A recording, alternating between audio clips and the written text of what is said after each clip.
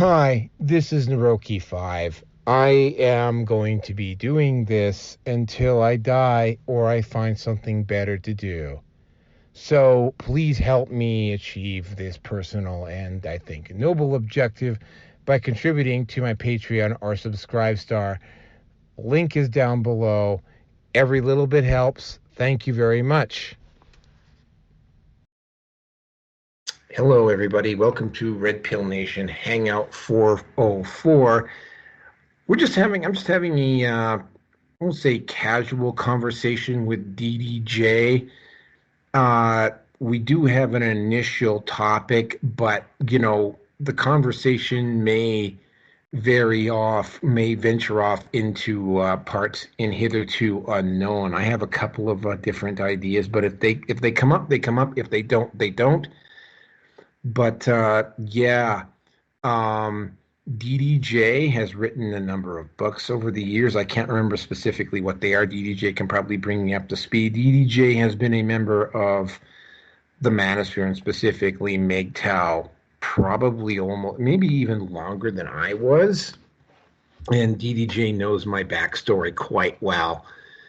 Our arrival into the Manosphere was different, but our stories are astoundingly the same. We might get to that tonight. The state of the Manosphere and where it's going and some of the trends that I'm noticing are kind of interesting, and we haven't had a straight up Manosphere episode on my channel now for a while. And I guess maybe the first topic might kind of go there a little bit, but yeah, he's been a friend for a while. He knows. Well, he knows what he knows, and I mean, this is going to be I always have very interesting conversations with him. So I will let DDJ blow his own horn here. Hey, everybody. DDJ here. You might know me from my YouTube channel, small YouTube channel, Misandry Today. And I've been part of the Manosphere as a content creator in some form or fashion since early 2017. Been part of the MGTOW community since probably 2010. Manosphere probably since 2002. I've been around for a minute or two. You can also reach me at misandrytoday.com, which is my website, which I basically have what I like to refer to as the MGTOW Bible, and you'll see it there. It's a reprint from the original No Ma'am. It includes the original MGTOW Manifesto, which was basically the foundation of MGTOW, and the No Ma'am website was also the basis of what we like to refer to as the Manosphere. It's also, in my view, it is the basis of all PUA content. It's the basis of all dating coach content, all in one location. So in case No Ma'am ever goes down, I have a backup of it on my website. So that said, you can find me in the Fediverse on Post. You can also as DDJ, and you can find me as Misandry Today on Gab. I don't use Twitter, nor do I use Facebook since I've been banned on both. And just by way of commentary, if Elon Musk was truly a free speech advocate and he was providing amnesty like he said, I would probably be on X today. But when I applied for amnesty, myself and dozens of others that I know were ignored. So, I'm always going to take that opportunity to kick people who say they're free speech and aren't. So there you go. That's weird because I did get my account back. That's strange. I guess maybe I wasn't big enough to have notice. Although I will start out with this, although this won't be the first point we will be talking about tonight, because I've had this discussion on RPN before. A really strange thing happens when you're not centering your content around YouTube. Rumble, BitChute, Odyssey, MGTOW TV, Brighteon. Those are the five that I could think of. There might be some other. I've tried getting on D Live, but D Live has been kind of akin. Getting on D Live has been akin to pulling teeth, and I'm not really in. I'm at least not at this point anyway. I'm not really into streaming. But yeah, I'm just going to throw this out there for anybody who's actually listening at this point. At this point in time, if you don't center your content around YouTube and you're posting up on a regular basis, you might notice something, which is that for some weird reason, your channel will continue to grow. Now, I won't say exponentially, but I'm usually adding anywhere between 30 and 60 people a month, which is again, that's split up over 5 different channels. And I do have a YouTube channel. And by the way, for those of you who don't know, I am at Patreon, still at Patreon. I tried to get a subscribe, so I'm not going to go into details about that. But I'm currently at Patreon as Naroki5. I've mentioned YouTube. I do have a YouTube channel, and it will be down in the links below, just not on the actual YouTube channel. But I am also at BitChute, MGTOW TV, Rumble, which has now moved into 3rd place, Odyssey, Brady. I think it's Brady-on. Yeah, it's Brady-on. And yep. And I'm still over at Facebook. I haven't been shut down or banned at Facebook. Again, key point here being yet. Facebook, Minds, Gab, MeWe, Getter, and that's pretty much it for now. I keep talking about getting my content up at Spotify and whatever. I haven't gotten around to doing that yet. We'll see. I'm not in any particular rush at this point. But with all of those intros out of the way, we will dive headfirst into the issue that I think sparked this need to have this conversation. And while Tenet Media and what happened with Tenet Media has not been something that I have been centered on, I have noticed that a lot of the individuals that have been involved with Tenet Media have run into an unusually large amount of flack lately. And we're specifically, this started about Matt Christensen, but Tim Pool obviously felt the pressure, and he just literally freaked out on his own people in the middle of a show. Didn't see it. I just saw something on the quartering about that. Lauren Chen is gone. Dave Rubin seems to be the only one of the bunch that seems to be unperturbed. Lauren Southern, well, god damn it, we could do an entire show on Lauren Southern. We might do an entire show on Lauren Southern at some point. And but the person we're specifically talking about here is Matt Christensen. This is where the conversation started. Now, Matt Christensen co-hosted a show with a woman called Blonde in the Belly of the Beast. Now, DDJ has his opinion on Matt Christensen. My personal opinion is that Matt Christensen probably had a background in media production before he started the show, because his show was always very slick and well produced, literally from the start. So he either had a background, or as DDJ has his own opinion on it. But he brought in Blonde in the Belly of the Beast, and they were pretty good for a few years. I have occasionally referenced that Matt Christensen was not my personal favorite YouTuber.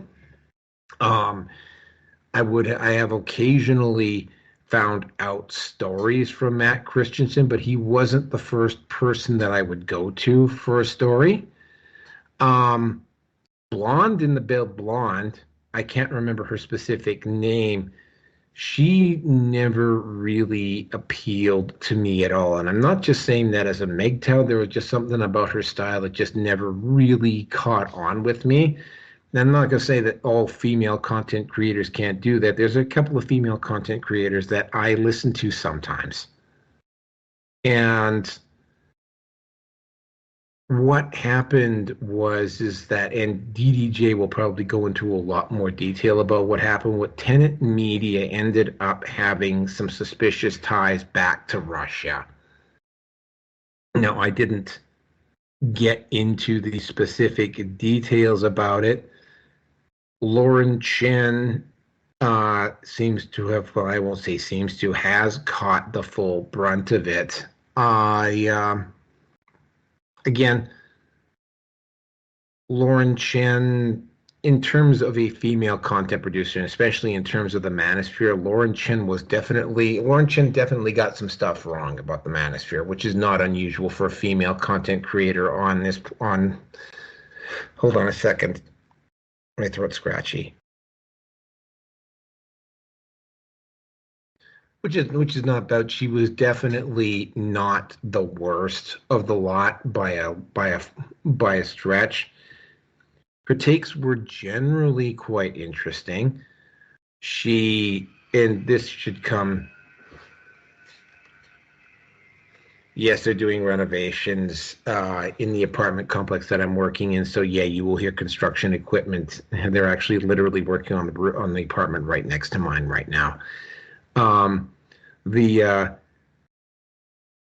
Yeah, she was not. And again, Lauren Chen is Lauren Chen. Matt Christensen, though, was on board. He apparently was receiving a fair amount of money for what he was getting from Tenet.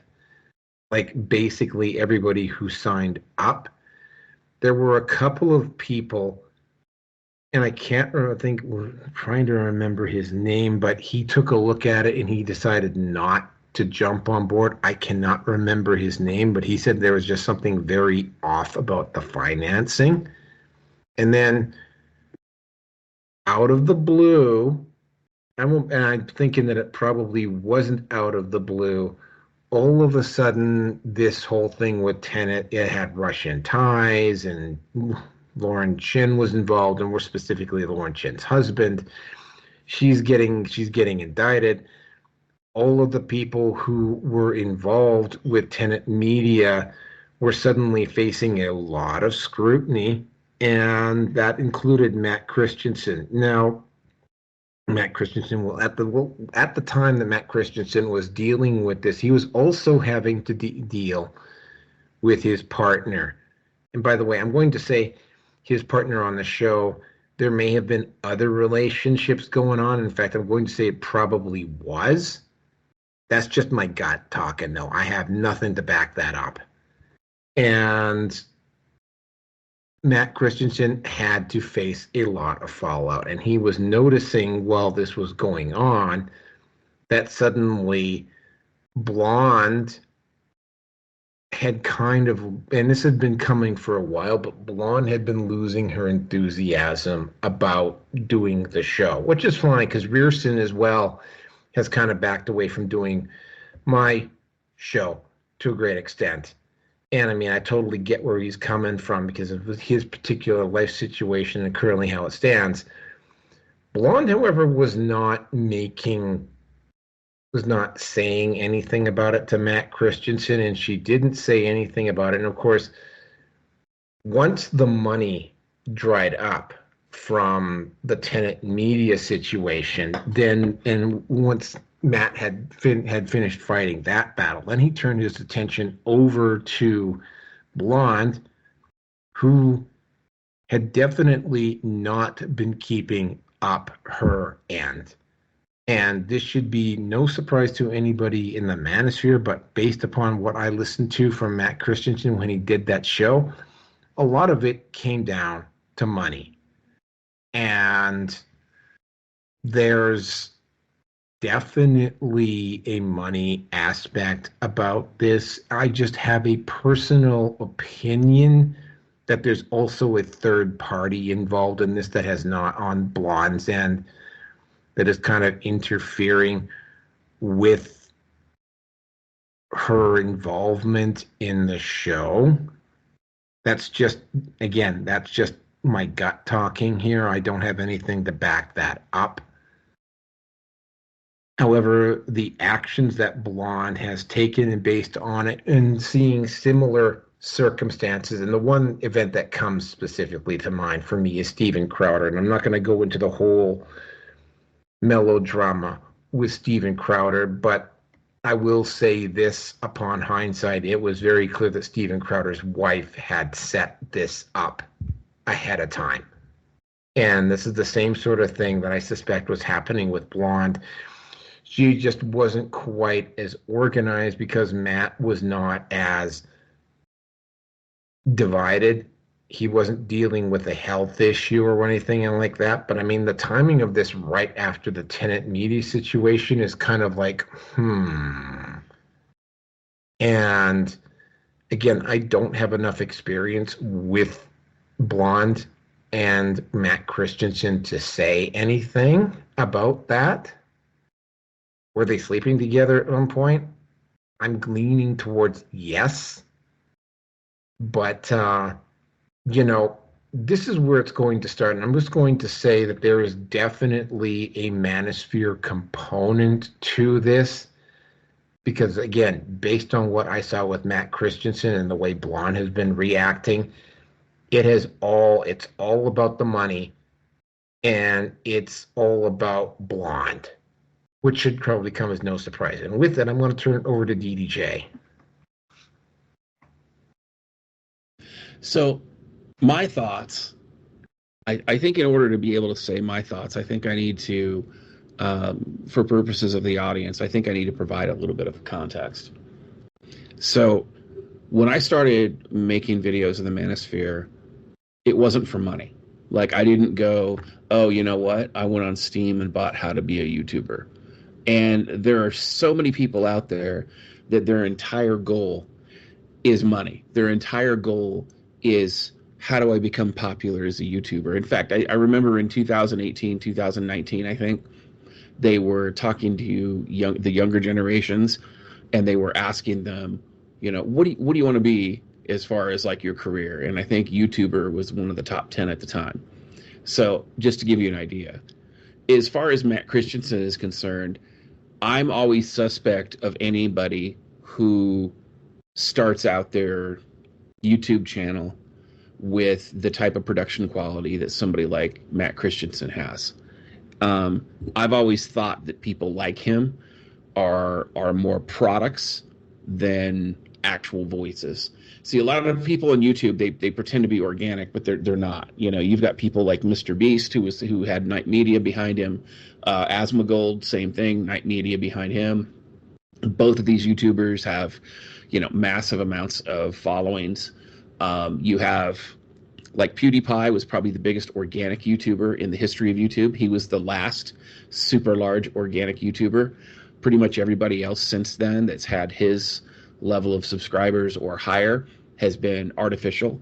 But even when you get into the Manosphere, there's a lot of what I like to refer to as AstroTurf when it comes to popularity.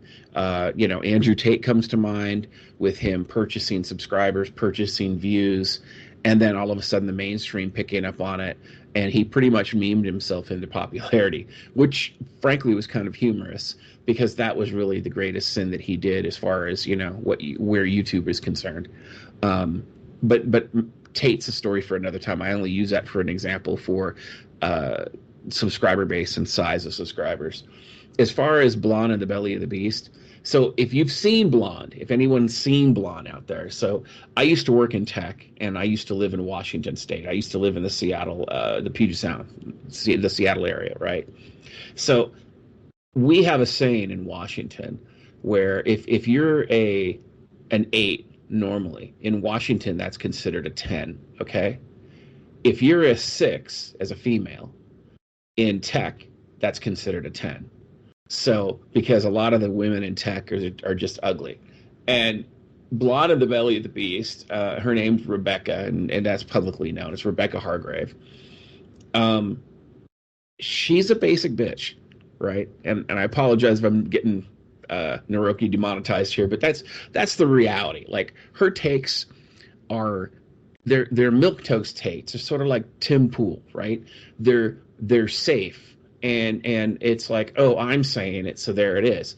And the reason Blonde of the Belly of the Beast got popular is because when she was small, she went on a stream with oh god, what's that Canadian guy's name who pretends to be the philosopher? Stefan Molyneux. There we go.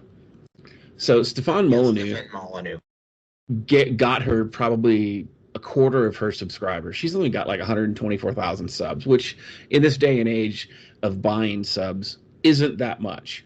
But when you look at engagement, when you look at views, when you look at the nature of the comments, you can kind of tell when somebody's subscriber base is botted. Like if you see a lot of comments that are 1 and 2 lines or 1 and 2 sentences, and sometimes the comments are nonsensical, that's because they bought the comments from India or someplace like that. But beyond all that, a lot of Blonde's takes were, like I said, they were milquetoast, right? And I think that because she was a female YouTuber and she knew how to do her makeup, that a lot of people were like, oh wow, look, it's a female. And you know, one of the common statements in the MGTOW community is that when you take a vaguely attractive woman and you put her around a bunch of guys who have healthy levels of testosterone, their IQ drops by 40 points, right? So all of a sudden, you know, a super basic take becomes genius or brilliant because a woman said it, right? And you see this all over the internet. There was a big YouTuber out of Britain, same way. She would basically steal other people's content and put it on her channel, and she's got a couple million subscribers. I forget her name. She's a redhead. Yeah, we did. We had to do an entire special on her. I'm gonna have to go back and look. Yeah, British chick. She was doing reaction content. Yeah, go ahead. Well, and she's an American living in Britain, right? And so this chick I'm thinking of, and so, you know, she did some song about the Jews or something. I don't know. But anyway, my point is that there's a lot of people out there that are super astroturf, right? And the reason I bring all this up is because I think that every major content creator that's getting any kind of push from YouTube since probably 2018, I think they're astroturf. I think that they're either paid by an NGO, they're paid by a media company like Night Media, they're paid by a propaganda cartel of some kind, or they're paid by a government, or they're because there's been a lot of disruption in the YouTube, and the FBI has openly admitted that they do disruption operations partnered with nonprofits and other organizations, and they consider those a win. Basically what they're doing is they're gang stalking and going after and harassing and silencing people's voices that they can't arrest, right? And they think that this is a huge issue. And the Manosphere has been their primary target since at least 2018. I've seen training materials and reports, not just from the FBI, but from Homeland Security and Department of Defense. And you see all these different things to look at, you know, how do we silence these independent voices, right? How do we silence, like the MGTOW community on YouTube, for all intents and purposes, is dead. Everybody who exists there now, with the exception of maybe Stardust, is a shill. Every large content creator is a shill. And you see a lot of these people, they're flash in the pan. They start out as MGTOW and then they distance themselves from it because they want to grow bigger.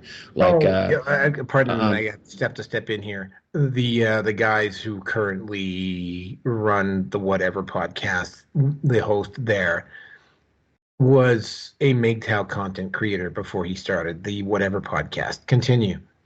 Right. But this is a perfect example, right? So basically they join the MGTOW community, they get a bunch of traction, then they switch gears, and then they try to take their stuff to the next level, and then they disavow MGTOW. They were shills from day one, right? They were shills while they were in the MGTOW community. They were just saying the words, sort of like what's that one fucking horror movie?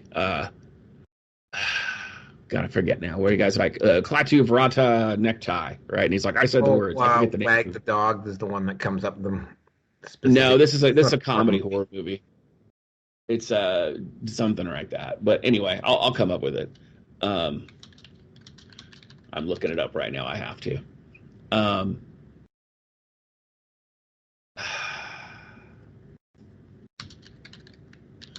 But anyway, so my point though is that you see all these people who all of a sudden they come out of nowhere, right? They've got flashy content, they've got flashy production from day one.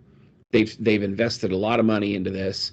A lot of times they do marketing behind the scenes, right? They take out ads, or they have other people promoting their content that they've previously paid for, that kind of thing. And you don't ever hear about that, right? You don't even know like that this is really happening. Okay. And I remember talking to Naroki, and we had a conversation about some larger YouTubers, and this is probably 3 years ago. And I said, every large YouTube out there is a paid shill. I just said it. And, you know, I'm one for making sweeping comments like that. And one of the people I named was Tim Pool, otherwise known as Dim Fool, because he used to sit there and he used to read out of his apartment. He used to read the news online, and people are like, okay, I guess. But up until that point, up until Tim Pool grew, you know, the largest live stream on the internet in the history of the internet was Mr. Medicare. He had like 12,000 people on his live stream. All of a sudden, Tim Pool comes up on the scene, and he's got live streams of 40,000, 50,000 people. And frankly, I'm trying to figure out who has 3, 4, 5 hours to listen to somebody just, you know, with milquetoast takes, right? Because a lot of Tim Pool's takes they're relatively milquetoast, and he's not even the best person on his live streams. And anytime somebody starts, you know, figuring out that Tim Pool's not the smartest one on his live stream, Tim Pool figures out who that person is and fires them. But that said, you know, when it came to Tenet Media, Tim Pool was making $100,000 a podcast, but yet he's supposed to be organic. Like, are you fucking kidding me right now? And then you turn around and you look at Matt Christensen, who he said he had a contract for $108,000. Now let's talk about Tenet Media for a second. I wanted to provide that context and that background so that you can understand my view, or the why of my view, when it comes to Tenet Media. So according to the Department of Justice, there were 2 individuals who supposedly worked for Russia Today. And I'm just doing this in broad strokes here, so forgive me if I forget a fact or two. But they worked for Russia Today, supposedly, and then they contacted Lauren Chen and her husband, Liam Donovan, and they basically said, hey, start up Tenet Media, we're going to give you some money, and we're going to help with content or whatever. We want you to approach some YouTubers and do this, and that.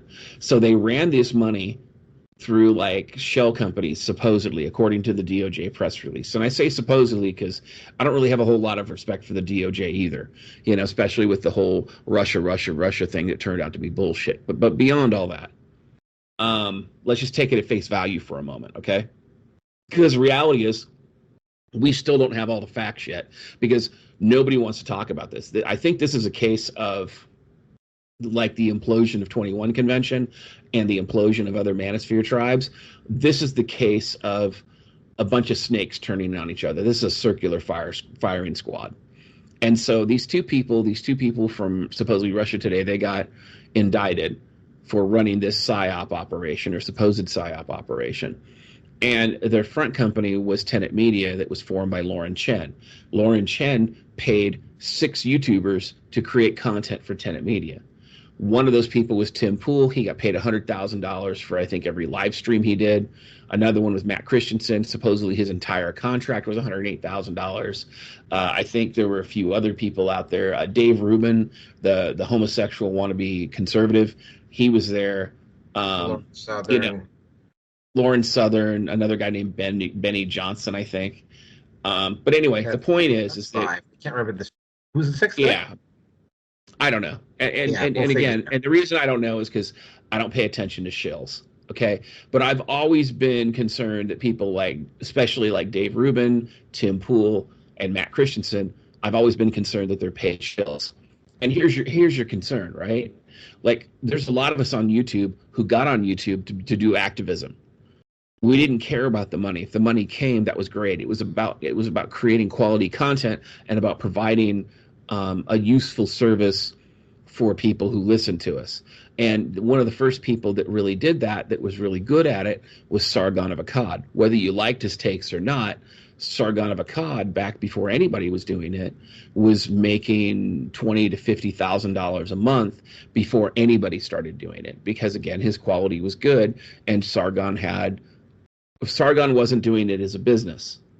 Sargon's whole model was, I want to provide you something useful and I want to provide you entertaining commentary. And that's what he did. His whole idea of turning it into a business and that whole thing, that all came later after YouTube went after him. Then all of a sudden he commercialized and went from there. But beyond all that, whether you agree with him or disagree with him, that's how Sargon started. When you look at TFM, I think TFM said that when he started, he was using his phone. He was recording his videos from his phone. And so there are a lot of YouTubers out there that's how they got started, right? So when you look at the organic YouTubers versus the shills or the paid products, the people who are trying to create their own brand, right? There's a huge difference in content because you can see the content grow and evolve and develop. Matt Christensen's content never did that. He never had that, oh, I'm just learning how to do this and go from there. Like you look at my old content, I produced everything I did. I don't hire anybody. I don't have a team or whatever. I did it all myself, and everything I knew or knew how to do, I worked on. And you can see my old content. I mean, for audio quality, sometimes it's dog shit, right? Because I was just learning how to do it. That's what everybody goes through. That's normal. When it comes to giving exposition and communicating and speaking publicly, not a lot of people have that skill. That's a skill that I had to work on, even though I can present. But there are a lot of people out there that can't. So when it comes to Matt Christensen and it comes to Blonde in the Belly of the Beast, I know that they had a split, right? But I think that the issue that a lot of people don't realize is that when the public finds out about something, right? So let's say there's a piece of news that happens on April 1st, not April Fool's Day, okay? The people who are the subject of that news article, person A and person B, who are subject to that news article, they knew that news was coming a month beforehand. Because they're in it, right? They know what's going on. They're doing it, and they usually get a heads up that, hey, this is about to go public. You need to deal with it, right? Or you need to buckle up and get ready to handle it, right? I think that when it came to people like Tim Pool, Matt Christensen, and these other people, they knew about the indictment. They knew it was coming down the pike. They were forewarned about it, and so then they ran out and they said, hey, we just want to let you guys know we're dumbasses and we didn't understand. We just took the money. Right? Like, that doesn't even pass a straight face test. It's so fucking retarded. Okay? If somebody's handed you $100,000 per live stream and you're not even going to question where the money comes from, like, right there, that should be the death of your YouTube channel. Because no one should ever have credibility for you ever again. Period. Secondly, if the DOJ is conducting a witch hunt, and these are just false charges, then everybody should be circling the wagons. And they're not doing that either. And this whole thing with Matt Christensen and Blonde in the Belly of the Beast, it's my understanding that Matt Christensen lives in Montana and she's in Seattle. Well, that's not a very far drive. I mean, you know, if they were running this thing for a few years, which is my understanding that they ran their podcast for a few years, for all intents and purposes, it looks like they probably hooked up a few times. They could have just both driven to Spokane or Yakima and spent the night, right? And had some booty calls here and there. It's not like, you know, they didn't have the ability to do that. And let's be honest, you know, Blonde is getting up there. I mean, you know, the wall is coming pretty quick at her. And honestly, it was coming pretty quick at her years ago. So I feel like, you know, she's trying to grow her brand. And she got all the mileage out of Matt Christensen she could. And once that plateaued, she knew this was coming down the pike. All of a sudden, she started having second thoughts. And then she started backing away. And then all of a sudden, it was done. Right? That's what I think. And I think that like a lot of people out there, she's a professional conservative. She's not a true conservative. And what I mean by that is that there are people out there who their whole idea of being a conservative is to make money off of actual conservatives.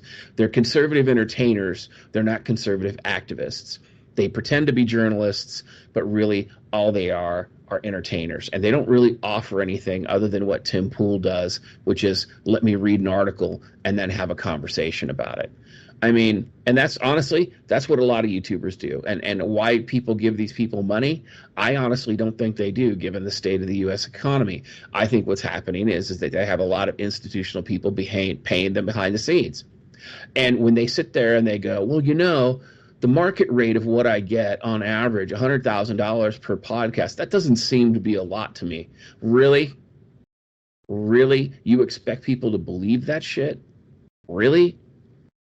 I think that the whole Matt Christensen thing, I think there's something about this whole Tenet Media deal that we don't know about, because Matt Christensen put up an entire website called Tenet Media Explainer. It's on his Matt Christensen Media website, right? It's his own little thing. And I read the whole thing. It's not a very long read. It's probably, I don't know, 1,000 words, 1,200 maybe, something like that. It's not a very long article, right?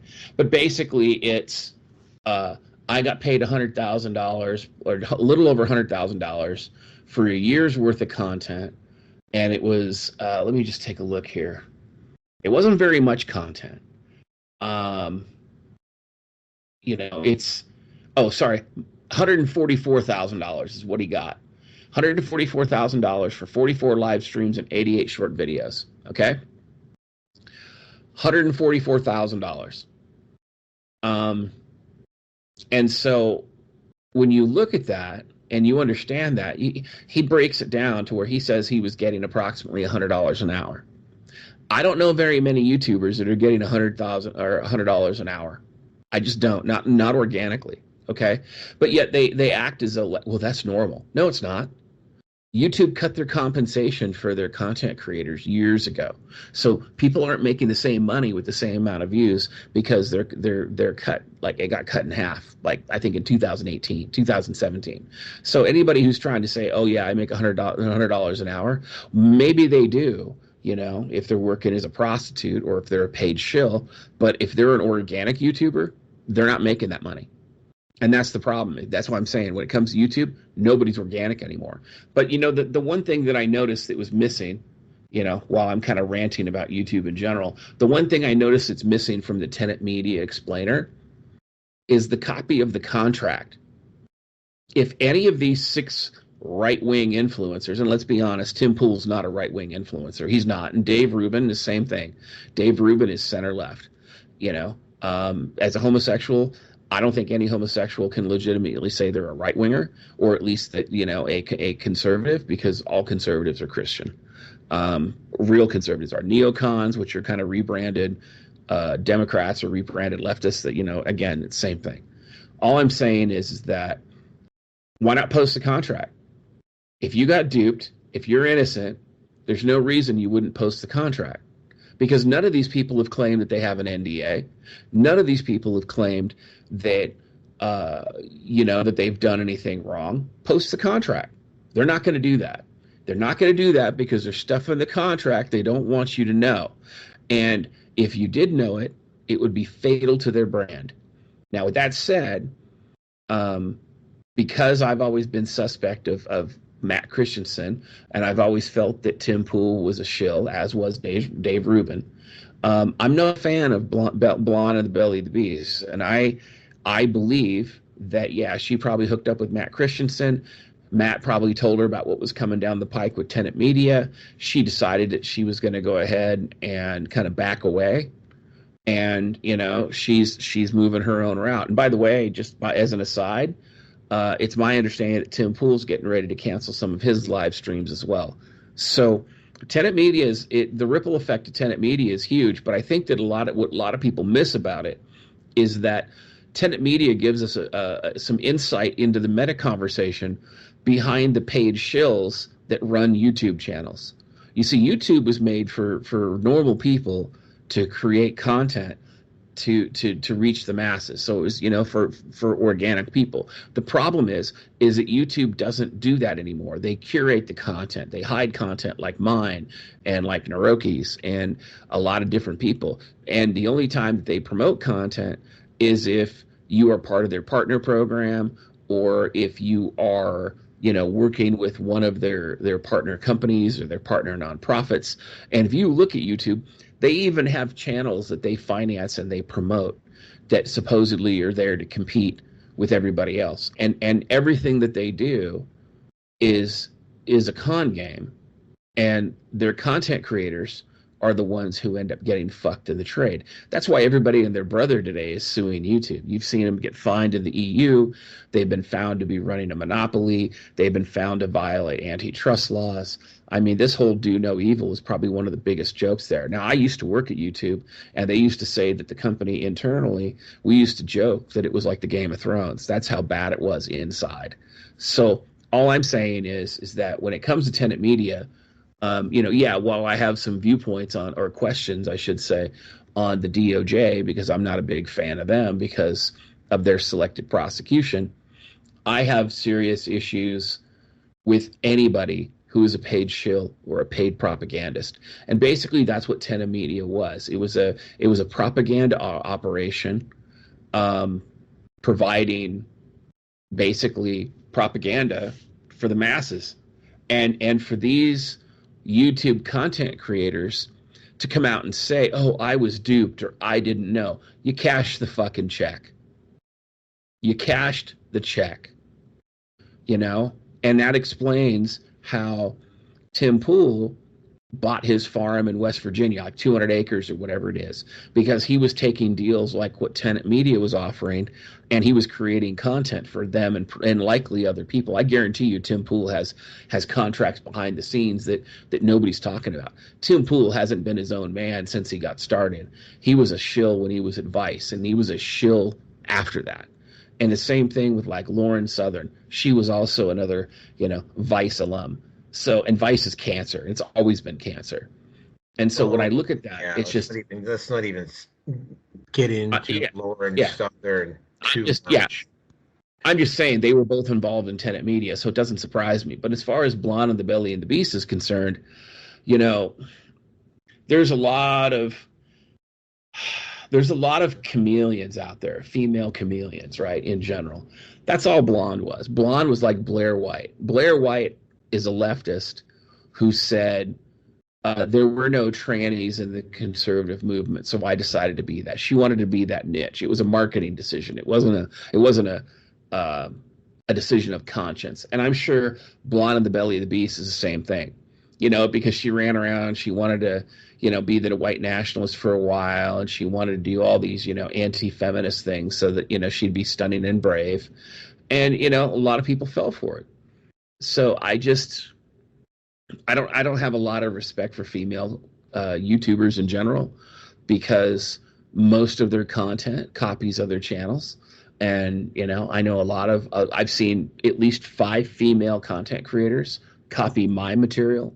One person actually played one of my videos without giving me any kind of anything, no credit, nothing. They just played my video and then they went, yeah, what he said. And that was their whole video. So, and that's happened more than once. And I'm not frustrated by that. I get it. But my point is that they're not original content creators. Just like Tim Pool's not an original content creator. These people are paid. They're paid. And frankly, if Matt Christensen or Blonde and the Belly of the Beast, Tim Pool, or any of them, if they have some fallout as a result of that, well, those are the natural consequences of being a paid shill. And when people get tired of paying you, you end up suffering the fallout. But the reality is that this whole thing with tenant media should be the death knell of these people, because again, they're paid shills. Nobody wants to watch a paid shill, because everybody believes that paid shills don't really believe what it is they're saying. They're just trying to bullshit you. That's why CNN is so unpopular. That's why legacy media is dying, because the Western audience does not want paid shills anymore. That's the reason YouTube grew, is because of the lack of gatekeepers and the lack of just scripted content in general. Like big corporations were scripting the content. Scripting your own content, that's a horse of a different color. But I think that at the end of the day, now that YouTube has become the den of shills, this is what you get. And you get this sort of drama from it. And frankly, unfortunately, there are no heroes here, but there are plenty of victims, because again, Blonde's going to suffer because of, she's been shilling all these different viewpoints and none of it's worked out for her. Matt Christensen's going to get some fallout for it because he's not a super big YouTube channel, but this is like a massive hit to him, and he needed Blonde as much as she needed him. And because they can't come to some sort of like decision on the money, really, that should tell you everything you need to know about both of these content creators. If the relationship broke down because of the money, then they were both using each other. That's just a given, and I think that's a reason to get rid of both. And as far as like, the rest of them are concerned, well, I've kind of already stated my opinions on that. But I think that at the end of the day, I know that Naroki had said earlier in the podcast, or in the video, that he thinks that they may have hooked up. I absolutely think they hooked up, and I think that Blonde monkey branched to somebody else, and now that she's done with Matt Christensen, she had to monkey branch, so she's going on to the next thing and hoping it works out. And when that thing fails, or when her narcissism takes over, she'll monkey branch to somebody else. I lived in the Puget Sound for a long time. I've seen a lot of women like Rebecca Hargraves, and they're flash in the pan. They're not the type of woman you settle down with, and they can't keep a commitment, whether it's personal or professional. So she's just a run-of-the-mill Pacific Northwest girl.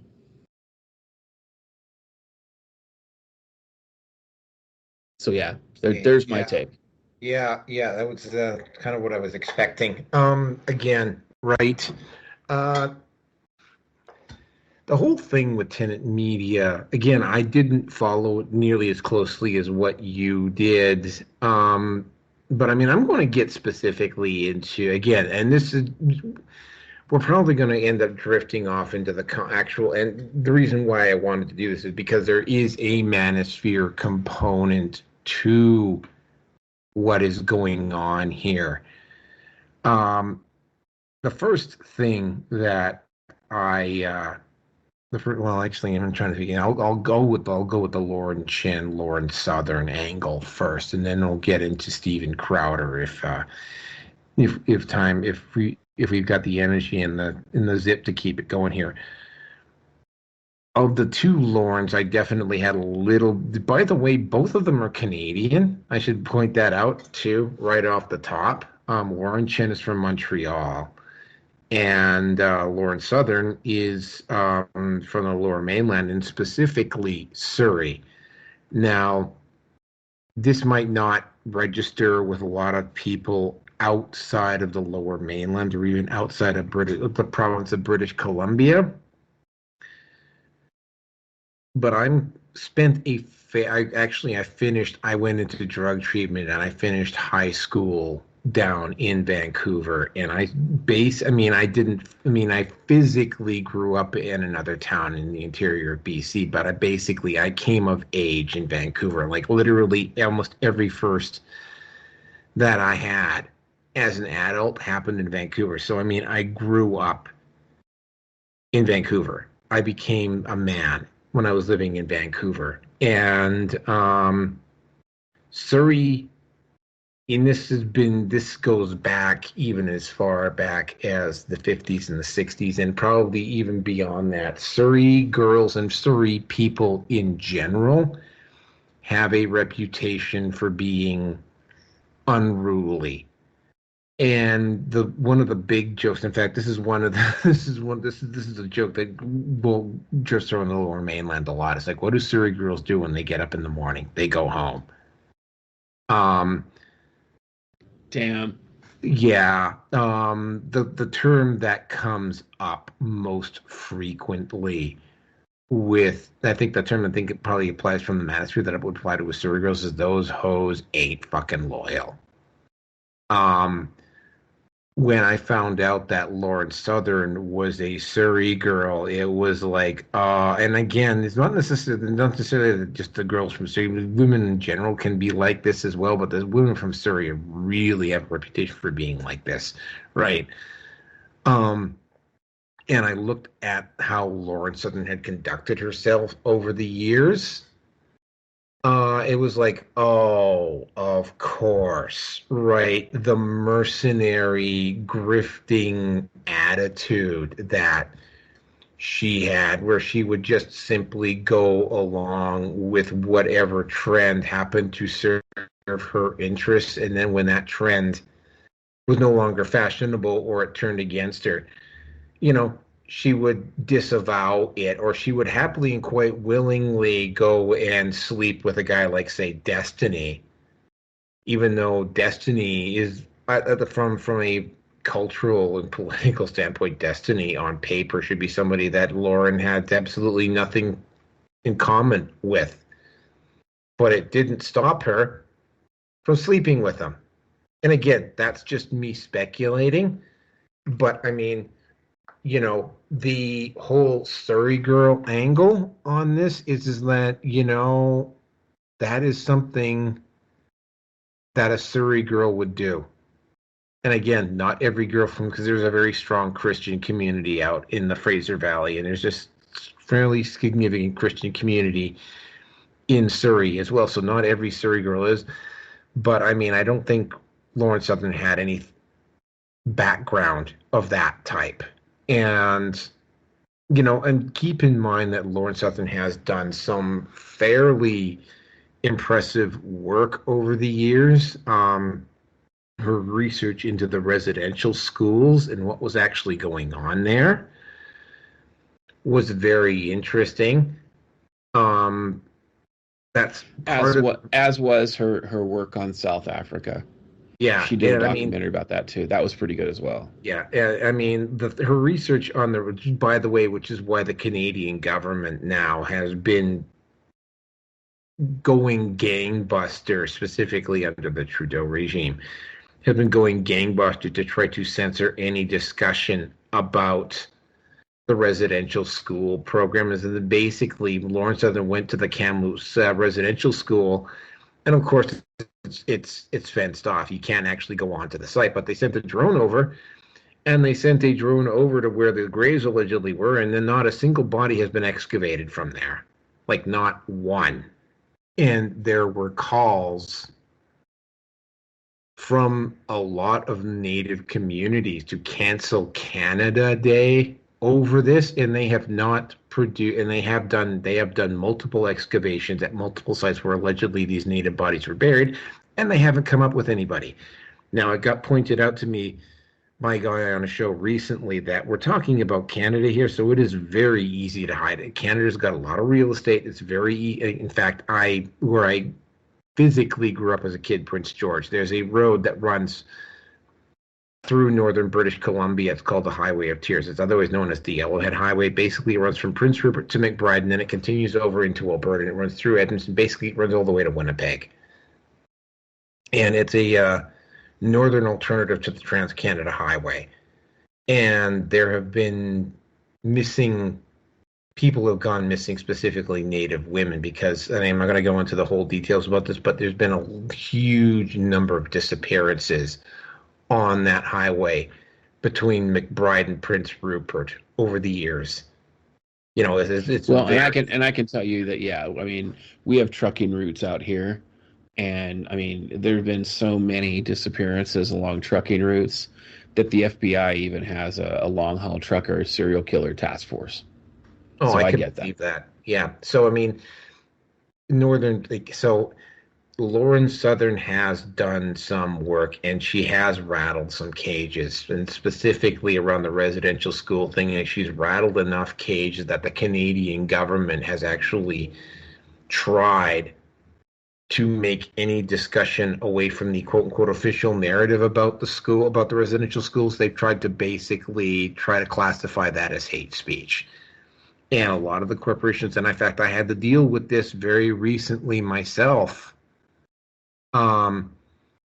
They had that Every Child Matters, and everybody at the site that I worked at got an Every Child Matters shirt, and please wear it on this day. And it's like, I'm not fucking wearing it, right? But I mean, I had to go and participate in a group photo, and I was the only person there without the shirt on. And I mean, I got a couple people giving me grief about it, and it's like, I mean, I told them to mind their own business because I wasn't going to get into, I mean, wasn't going to get into a discussion about it unless I know the Hmm. person. Right. And, you know, but yeah, there's a whole victim industrial complex around the residential school issue in Canada. Lauren Southern's been really good at exposing that. Now, getting back to Lauren Southern, the person, um, as soon as I'd never really viewed Lauren Southern as a white nationalist. I did specifically see her as someone who was exposing anti-white racism, but a lot of people did Yeah, think of her as that's exactly what she did, and the allegations of white nationalism were just she was focused on white genocide, right? yeah. And that's why they're like, oh, she's a white nationalist. She never was. No, she was never a white nationalist, but she was really good at exposing anti-white racism. But again, right, her associations, some of the stuff that I've seen her back up, I mean, because she got her start basically in the city of Vancouver at the Vancouver Art Gallery during Occupy, holding up that sign saying there is no rape culture. And then as soon as, and again, right, any woman that gets involved in Manosphere, and I have to keep telling them this because I mean, there's another one like right now. Actually, I kind of respect her a little bit, Emily Adams or whatever. She does stuff on TikTok. She actually does some decent content. Um, but yeah, as soon as it was no longer commercially viable for her to do Manosphere content. And again, it's like with any female content producer in the Manosphere, because Karen Strawn and Janice Fiamengo and some of the more legit female content creators in the Manosphere have all caught this flack as well. The MGTOWs are going to be, especially if they're not post red pill rage, the MGTOWs in the Manosphere are just going to absolutely eviscerate any woman that tries to enter the sphere. And yeah, and Lauren Southern, the thing that really kind of killed it for me with Lauren Southern was when she posted up that post claiming that a MGTOW, and then she tried to project it out as that the entire MGTOW community was backing this. And it's like, if she knew anything about it, and we're talking about somebody who does know about the Manosphere, right? So she knew that there's not a uniform mindset with MGTOW in regards to female content creators in the Manosphere, right? But she tried to play this off as the entire MGTOW community was, and it was a pretty, I mean, I saw the post, it was pretty bad. It was pretty disgusting. And I mean, for all I know, right, she could have pulled a Sarkeesian, right? She could have sent that to herself, right? Because I mean, I looked at the producer, and then as they, I've never even heard of this guy. Like I've never seen this guy post up anywhere else, Well, right? I mean, that's pretty common though. I mean, the problem you have with a lot of MGTOW critics, and I've seen this too because there were some authors and there were some content creators that are like, we infiltrated the MGTOW community and this is what we found, right? And TFM's community was mentioned, and his community was pretty toxic when it came to certain things. And what I mean by toxic, I mean, I was a mod in his community, and the mod team for a while was deleting child porn and hentai, child hentai and that kind of thing. Then all of a sudden, I had a hard stance on it, and I got pushback for it from the community. But there was a lot of degeneracy in TFM's community. And I know that there were a couple other content creators like Sandman and everybody else. They had their communities infiltrated as well. And there were people in those communities that were pushing extremist content. Now, TFM generally, at least publicly anyway, was never promoting a lot of this extremist content. But because he didn't police his community, he got painted with that brush. And Sandman, the same thing. And so you had a lot of these people going, oh, we're going to go ahead and play what's referred to as soundbite chicken, where, oh, we're going to take screenshots of your Discord channel or your other channels, and then all of a sudden we're going to say this is the program, right? And so now look, these are all MGTOW does this, all MGTOW does that, and the second that you do that with people in the Manosphere and you get rid of their individuality, all of a sudden you're basically you're not having a conversation anymore. You're pushing propaganda. No, And so you're absolutely you're also correct. waving a red flag, is what you're doing. Yes, You're yeah, absolutely yeah, going to, and of absolutely. course they play. Oh, I've had a couple of run-ins with somebody like that. There's this one. She's no longer on Twitter anymore, but she did basically the same thing that Lauren Southern did. She took this one post from somewhere and didn't source it. She didn't name it where it was coming from or anything like that. She just posted it up and says, oh, well, I see this all the time on Red Pill and MGTOW channels. And I mean, I went over and I took a look at it and I go, well, where's your source? Like, Right. where did you get this? And of course, all the white knights and whatever kind of all came screaming and all tried to yell and scream me down. And I just basically stuck to my guns and said, well, no, wait, no. Where's her source? Where did she say? Where did she get this from? Because, and of course, I got blocked. But here's another one that I think bears, and she wasn't involved in Tenet, but I mean, I've really lost a lot of respect for her. I used to actually like her channel quite a bit. Shoe on Head was in there, and she totally upvoted it and was totally supporting it. And I actually gave her the gears on it. And I said, like, why are you supporting content that has absolutely no source on it? Like, like you're supposed to be smarter than that, June. But that's the problem, right? And yet she blocked me. She literally blocked me on Twitter. Right, but that's the problem though. Here's the issue, right?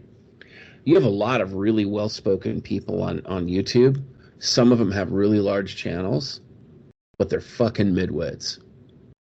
They're not they don't consider anything that they say, as far as ramifications of it.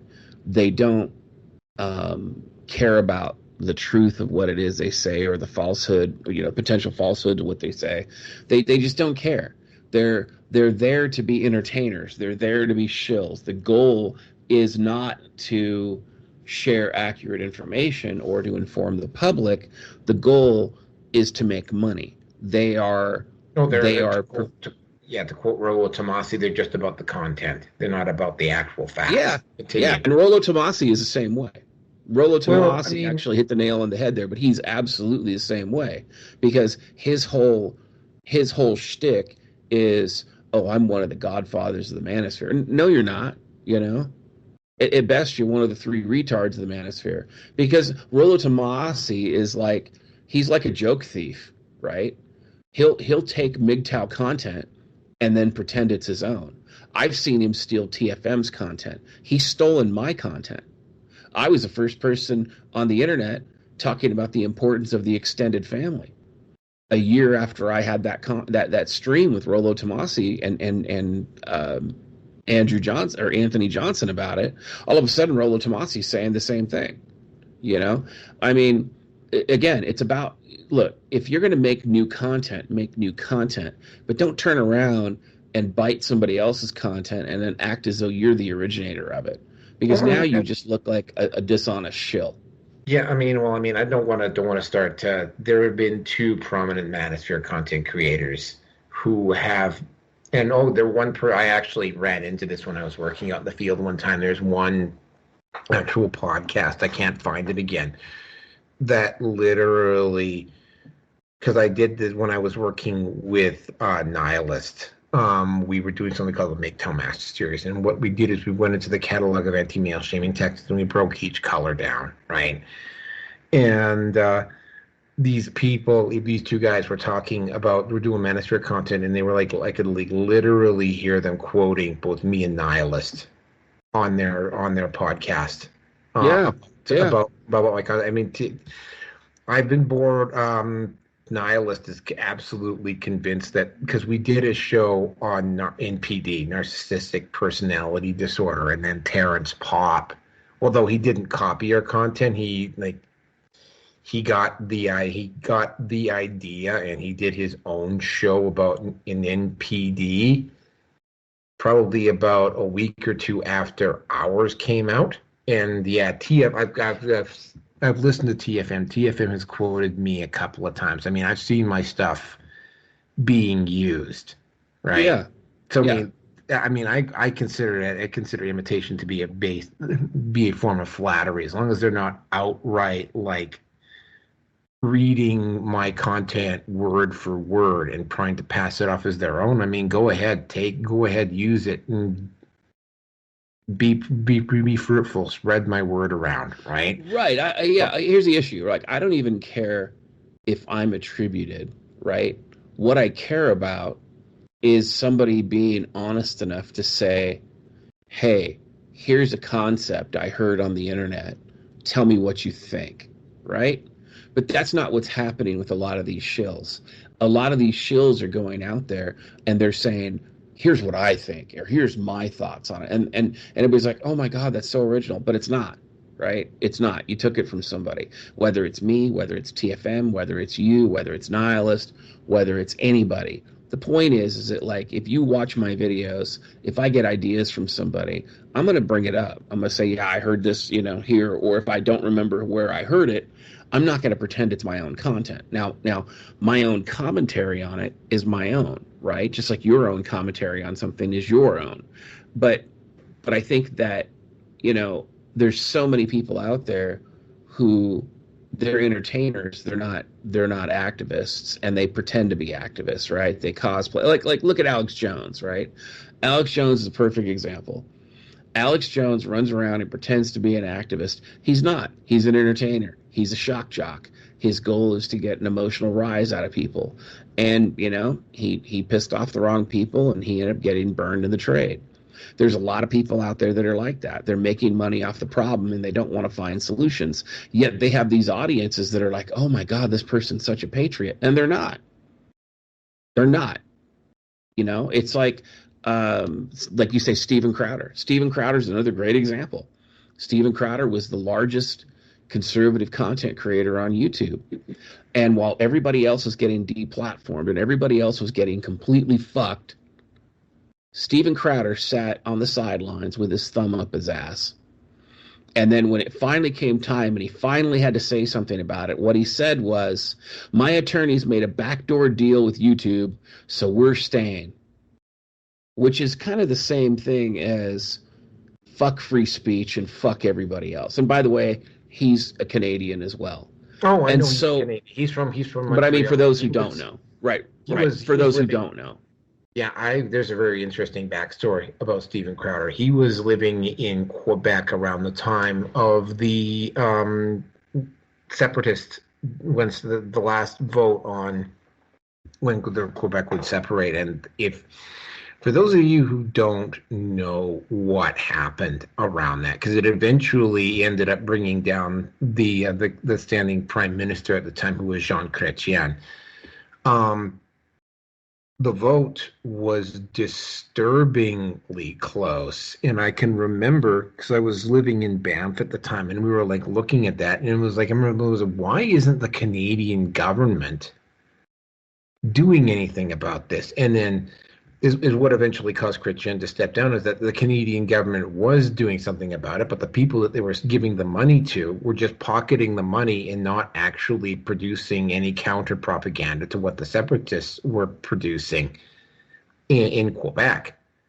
And it basically took a unified effort from non-federal sources to go into Quebec and countermand the propaganda that was going on there. And it was just enough to prevent Quebec from separating.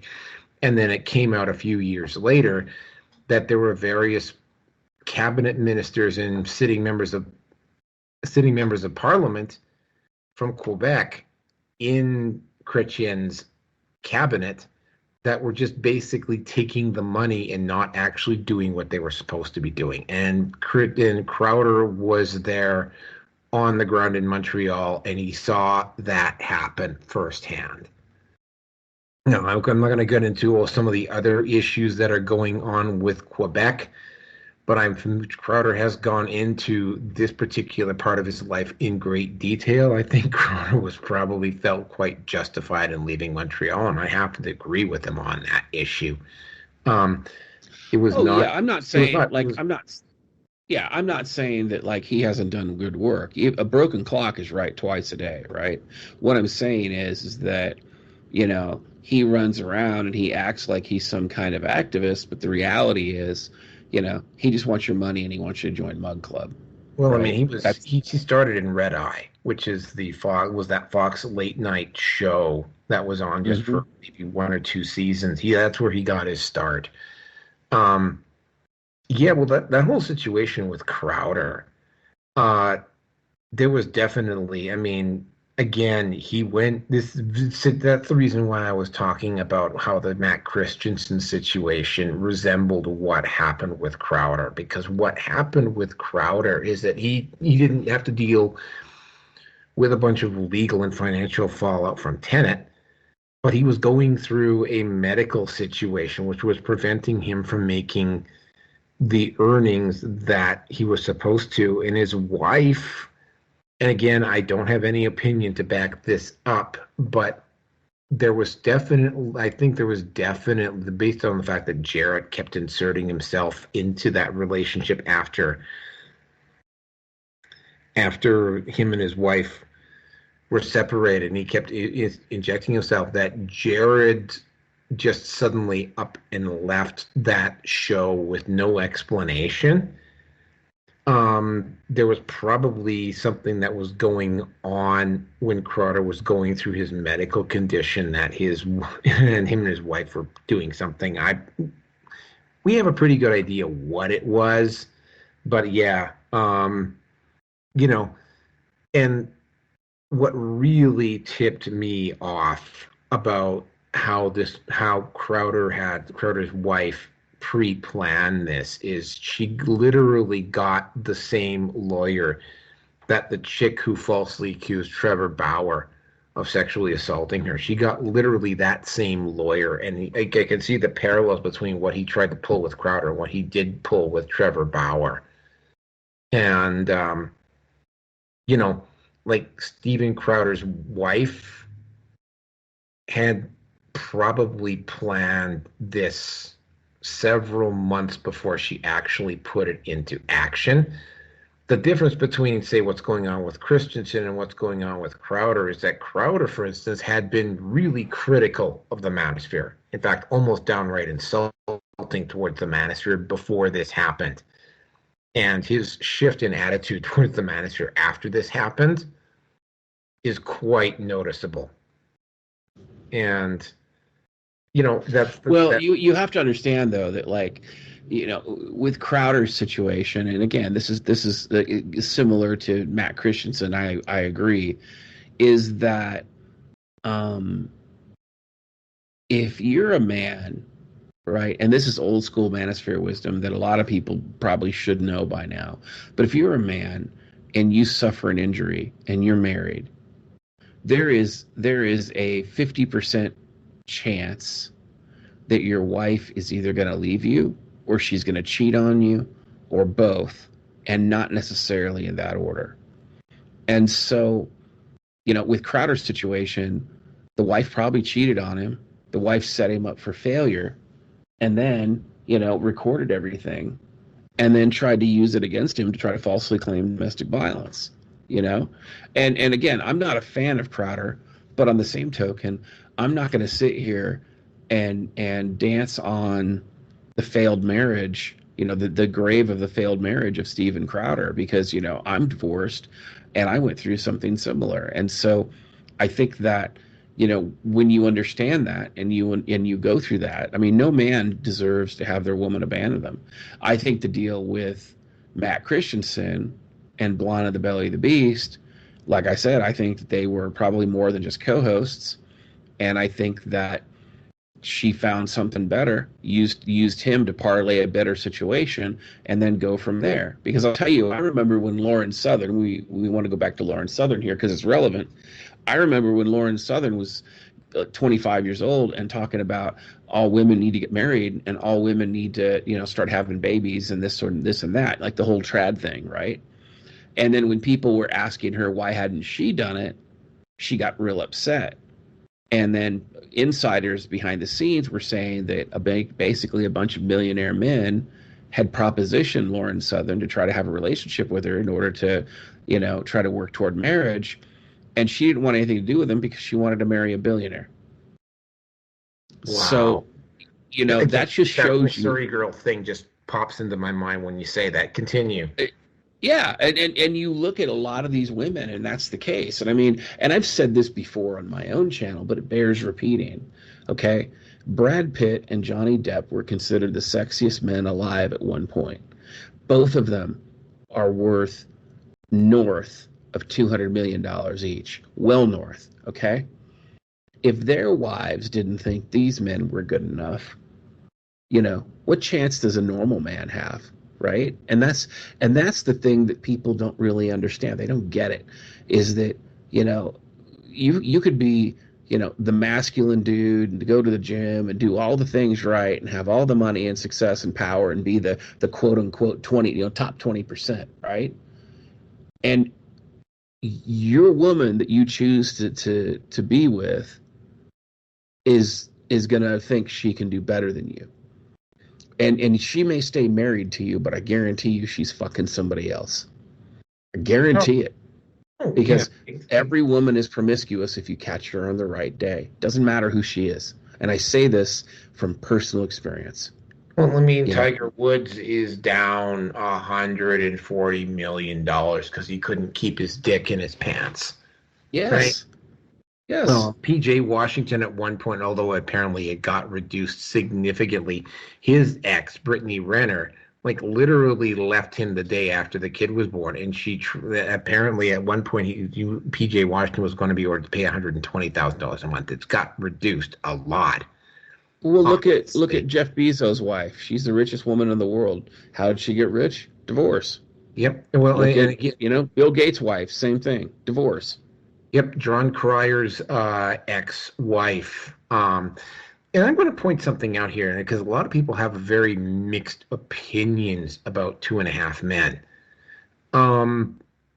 I look at 2.5 Men now in retrospect, and I look at some of the things that go on in that show. In both, what made that show so popular was that both John Cryer and Charlie Sheen were playing characters that really weren't that far off from their domestic situation, because John Cryer had a wife that he was paying, I think it was like $10,000 or $12,000 a month to, and she went after him. She tried to get John Cryer's up to $95,000 a month while he was working on 2.5 Men. It didn't work, but I mean, I could go on and on and on and on and on about, and this is something that a lot of the PUA red pill guys, when they attack MGTOW, don't either cannot or will not grasp. It's like, yeah, you can make the money. But it's not that they can't grasp it. It's that you have to understand that all those PUA guys, they're all grifters. The second they tell the truth about women, the second they tell the truth about how dangerous the situation can be, they lose their customer base. Yep, and it's like, I mean, I tell them, and they get I mean, not necessarily the content creators, but even the people who are adherents to the PUA philosophy. I tell them, it's like, yeah, you can go out and make that money. You can attract that check. First of all, one, and this is something I'm gonna just kind of I'll just hold off on the Tom Likas thing just for a second here. You can get that chick, but one, that chick you're going to attract is going to like you for your money, not for you. And I mean, again, every woman is hypergamous, but I mean, there are some women out there that do actually have morality and a sense of what is right and what is wrong, they're very few and far between. And by the way, if you're thinking going into a church is going to somehow expose you to more of these, I got a bridge that I can sell you. Um, Yeah, yeah, no, it's look, single moms who pretend to be Christians, they're there to look for a baby daddy because they've yeah, already got kids they need to raise. That's yep. why they're there. So I mean, it's like, and again, it's like, yeah, and it's like it doesn't protect you from false allegations. Look at what happened with Johnny Depp. Look at what happened. I think it was Cristiano Ronaldo who actually ended up going. He basically had to go through the process as punishment. Trevor Bauer, you know, um, you know, having the money realistically, oh, Ben Affleck also comes to mind. Ben Affleck did the smart thing and I don't know. I'm going to say it's probably about 90% that Jennifer Lopez knew about some of the shit that Puff Daddy was doing. Um, Of because course she did. yeah, She was his and bottom bitch. yep, and I don't know why well, like again, right? The issue with, and this is just an opinion. The issue with Ben Affleck is either addicted to the money or he.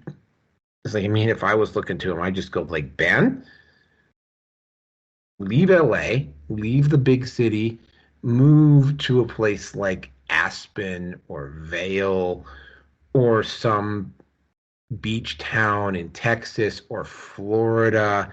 Get yourself a decent sized house or condominium, not something too expensive, and just settle in there and just settle into the community and just like find a normal fucking chick, right? But he won't do that. And I don't even want to get into the whole Hollywood thing here, but yeah, um, but I mean, yeah, all you're doing, and again, I get people get really, and well, you're fucking ugly. You don't show your face or anything. And well, Sandman doesn't show his face either. Neither does Undead Chronic, or none, a lot of the makeup. The only people who need you to show your face are people trying to dox you and the people who really want to hurt you. And the reality is that 90% of all the people in the Manosphere in the last 5 years who have claimed who show their face online, you know what they don't do? They don't use their real name. Okay, No, no, they so don't. don't sit here and create this fucking false moral high ground of oh look, I show my face, I'm a real man. Okay, well, you know what? Your wife knows what my face looks like. That should be enough. Yep. I mean, Well, it's just frustrating to me because I get these people, they they're insecure, and that's what I'm saying. Like there was a Manosphere cartel conspiracy to take down MGTOW. There were people creating false MGTOW channels that were doxing other MGTOW people. There were people who were getting close to MGTOW content creators for the express purpose of doxing them. Like there was a guy named Lone Wolf that was doing that. And, there's a lot of I these people out remember there. him. Yeah, he just disappeared. He disappeared because he had nobody else to dox, because once the game was out, nobody trusted him because he was a backstabber. And frankly, it was funny because 2 weeks before I got doxed, I doxed myself when I sued Google. And then all of a sudden, everybody knew who I was. And the hilarious part about it was I got accused of all kinds of things, but the one thing I didn't get accused of was lying. So, I mean, it's hilarious because again, you get all these people, and again, their goal here is, oh, I want to show your face and this and that, but people don't understand. Like, I've had credible death threats, Oh, and I've had death and threats too. I've had yeah, like that's three or why that's four part of of the them. reason I don't show my face. Well, I mean, I've explained this to people, and why don't you show your face? And it's like, well, because doxing is a real thing. And I have had death threats in the past. And I mean, finding out who I am as a person is easy enough to do. Finding out where I live, what I do for a living, that sort of thing, that's a different story, right? Like, I mean, I've had people use my real name on RPN a few times. My real name is Sam, right? I don't have a problem with that, right? Like, but But if I you think think, but about I think the issue is that it's about life ruination. Yeah. The people who want you to show your face, the people who want you to dox yourself and want to know more about you, it's about life ruination. It's not about, oh, let me know who you are as a person. Nobody gives a shit about you on the internet. Are you fucking kidding me right now? You No. know, the No. only time that I've ever actually like met with anybody online is if I've made them sign an NDA before I've met, a non-disclosure agreement. And I do that to protect myself. And there are some people online who I have met in person. All I'm saying is that like when you look at this sort of thing and you realize how many I won't say grifters, but bad actors, I think would be the accurate term, are out there to destroy your channel. I mean, people don't understand like how bad the gang stalking is for content creators, not just in the Manosphere, but elsewhere, right? Where you have these paid activists and paid gang stalkers that come out there, and their whole goal is to shut you down. I mean, there are people paid by nonprofit organizations whose entire job, their 40-hour-a-week job, is to go through people's videos and flag them. That's their job. Their Well, I mean, job is to shut them down. I had my initial YouTube channel. I was at 869 subs. It just got like I looked at it and I went back through the emails afterwards. And what ended up happening is that literally like 20 videos in one day got flagged, and YouTube Yes. just the channel down. And then I went on to had a backup, and I had 9 followers on that one, and they shut that one down as well. And I went in under a different name. And I decided this time around that I moved away from YouTube, and I did it on the alt channels, and they still do try stuff on the alt channels, but it's just not as successful because they specifically Rumble knows about all of these tactics and just won't go along with them. But I mean, yeah, they still do try and do this stuff on the alt channels. It just doesn't work nearly as well. I mean, I've still had videos. I mean, I had the like one of the things I've been doing recently on YouTube is that I found an archive with all, like literally all of Spetsnaz's old videos Oh on it. yeah. I found it too. Yeah. Yeah, and what I have been doing is that I downloaded all of them, and I saved them, and I posted them all up to be released 3 days apart. But I had one of those taken down, and it's like I've Yep. had when I went after this one anti-MGTOW guy, he reported one of my videos and it got taken down. And I went back to his channel. I said, "Go ahead, dude. Like I think I had like 8, maybe 20 subs on the channel at the time. I said, "Hey, dude, like I post stuff up at YouTube, but I don't promote it. Right? Go ahead, Right. take my channel down. It will take me I'm on all the other alt channels I got, and what it take me what 2 maybe 3 weeks to get all of those subs back on the other channels. So if you want to take my channel down, go ahead. Like you're not doing it's YouTube is I think 3.5% of my total following at this point. Right. Well, and again, that's what I'm saying. Like, I'm not, for me, it's not. I mean, you got to understand, everybody's gaming the system, and all the NGOs, they all have people behind the scenes at YouTube that are working with them. That's why, like the trusted flaggers and stuff.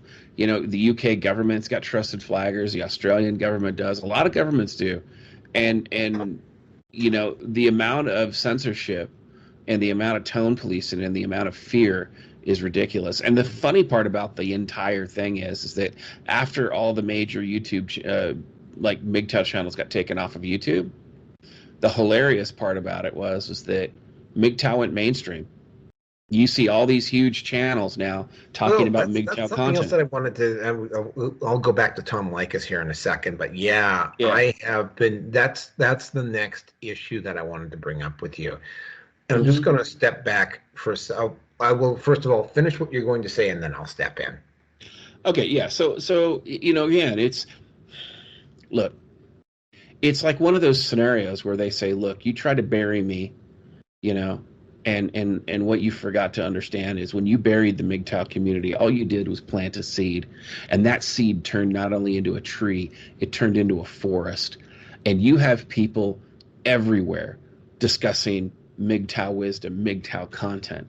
and they may call it Red pill PUA or or something, Manosphere or Red Pill or whatever, yeah. but it really it's MGTOW, okay? Because a lot of the MGTOW wisdom was around before the rest of it.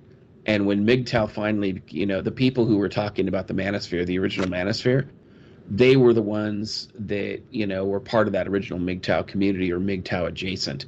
And so, when everybody got nuked, all of a sudden, you see people like the Quartering quoting MGTOW wisdom, right? You see people like Tim Pool quoting MGTOW wisdom, and all these different people quoting MGTOW wisdom, elements of it, and these are all the same people that have disavowed MGTOW, which is amusing. Same with Rollo Tomasi.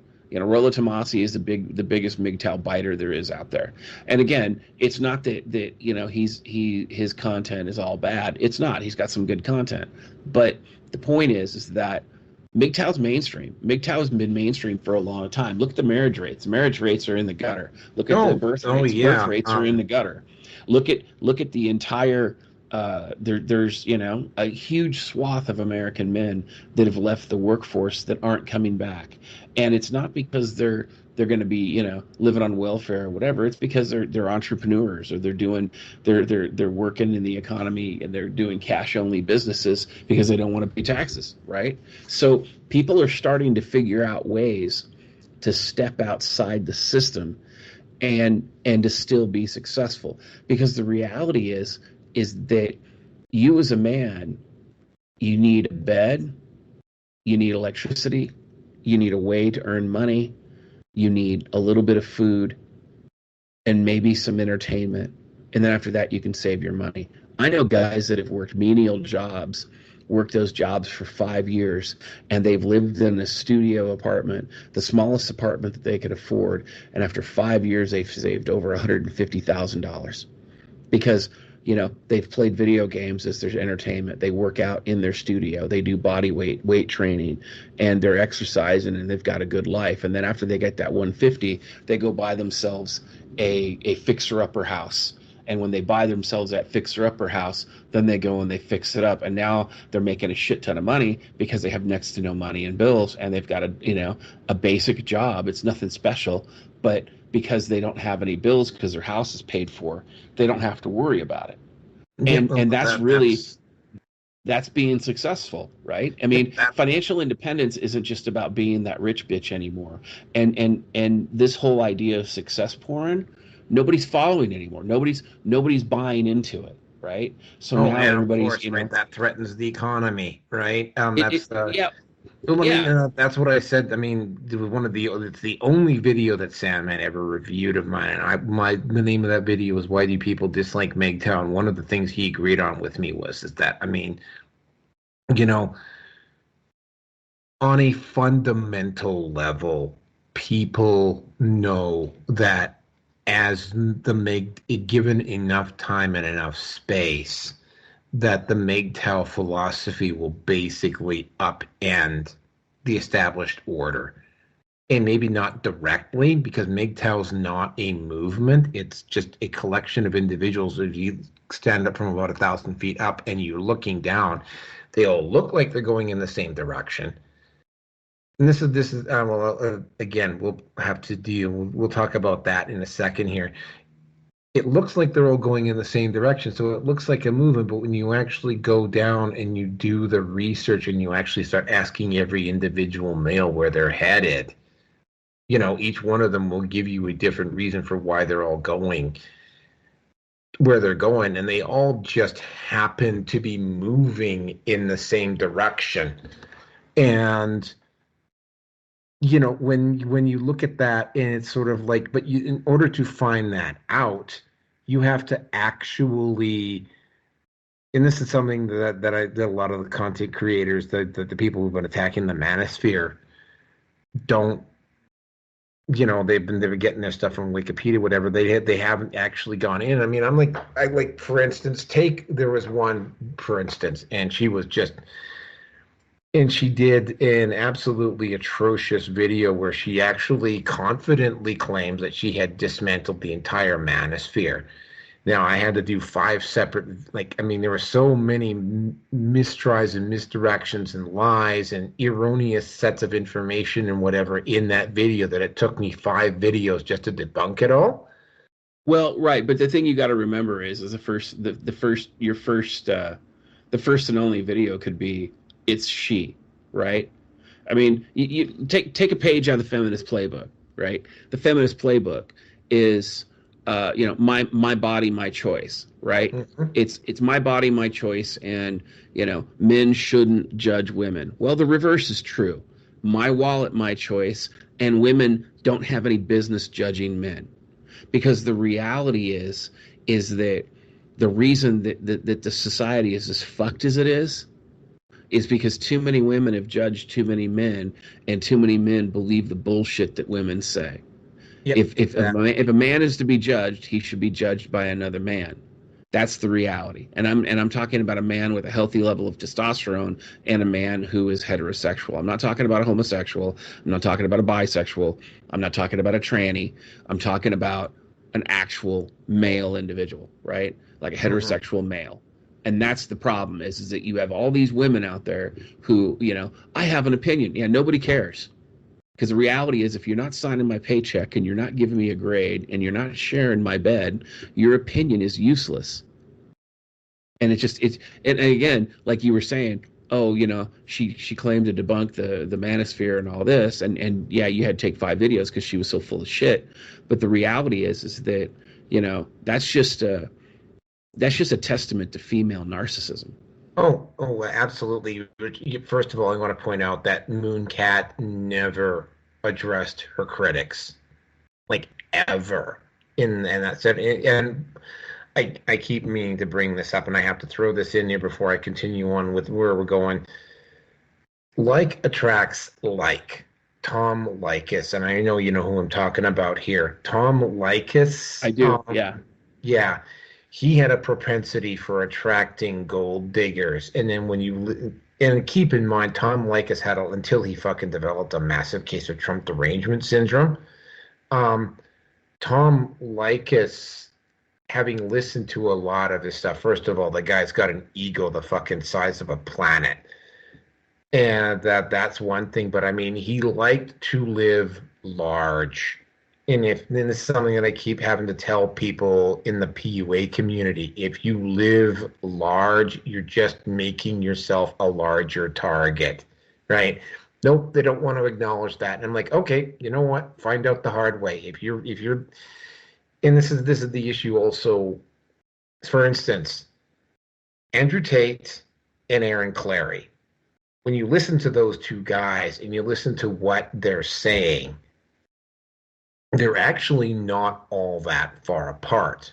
The difference is that Aaron Clarey lives, I believe he lives out, he doesn't live in a city, but I mean he lives in an acreage somewhere out in the middle of nowhere, and he doesn't drive a Bugatti, he doesn't live a flashy lifestyle, right?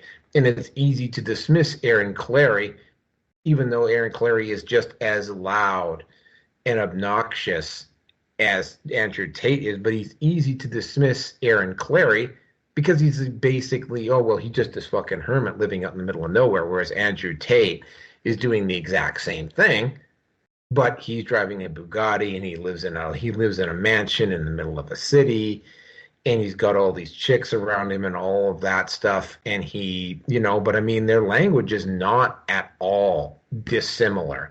Right. Well, the issue is this, right? Like, if you look at Tate, nobody's promoting Tate's content except for Tate's paid shills, right? Like, if you look at any kind of website where they talk about what Tate has said, I guarantee you that within 5 posts on any forum, people are going to go, yeah, Tate's just copying other people's content, right? Oh, yeah. And the similarity, the number one similarity between Tate and Aaron Clarey is that they're fucking turncoats. They change their opinion with the wind, right? Oh. And so Aaron Clarey 1 minute will be anti-MGTOW, and then the next minute he'll be spouting MGTOW wisdom. I mean, and he was part of the group that doxed Sandman. Oh, he was the. I think he was the one who directly doxed Sandman. Yeah, well, I mean, Yes. I Yeah. listened to Aaron Terry's content, and it's like, I'm like listening to some of his content. It's like, dude, why don't you just admit you're fucking MGTOW? They Save can't. yourself the They hassle. can't.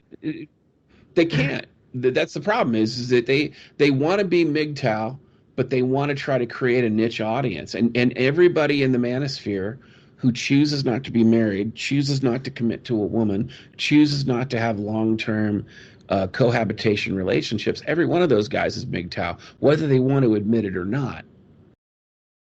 So yeah, you're right. He should be admitting his MGTOW, but being that honest is a bridge too far. Yep. Well, I mean, it's a lot easier for me to just be me, right? I mean, I am MGTOW. I like science fiction. I like Dungeons and Dragons. I especially like Warhammer 40K. I like sports. Specifically, I like the NHL. You know, Do I you like have long walks on the beach? no, I'm not. I'm not Angel. Do you love to laugh? Oh, I absolutely love to laugh. I love making jokes big time. I was fucking with you about the female dating profile. Sorry, go on. So it's like, my brand is me, right? I don't think about my brand. I'm just like, I mean, I see some like on these new alt channels that I've got. Like if I find some interesting, like I mean, Nate the lawyer, for instance, does a lot of because Nate the lawyer, like a lot of people on YouTube is so fun. Well, he does have a Rumble channel, but I mean, a lot of them are so fucking myopic that they won't post their stuff up at the other channel. So it's like, okay, well, Nate, you know what? You're gonna do that. I like your stuff. So I'm just gonna post a guy like it. So I'm gonna share it on the alt channels. And if you don't like it, you want me to take it down, I'll take it down. But you know what? It's like, you know what? If they're gonna be so myopic that they're not going to go outside of YouTube, you know what? I will share their content elsewhere. I mean, I was sharing a lot. Like I like Redacted. I watch Redacted quite a bit. I'm sure maybe you've got some opinions about Redacted, but I like Redacted's content. And I shared it on MGTOW TV. I shared it on BitChute. I shared it on Odyssey. I didn't share it on Rumble because they already had a Rumble channel there. I shared it on Brighteon, and all of a sudden, about 3 weeks ago, Redacted suddenly, probably because somebody told them, but all of a sudden, like Redacted is posting up all of their content on MGTOW TV. I think they probably found out because it was me who was posting up all their content over there, right? Um, Right.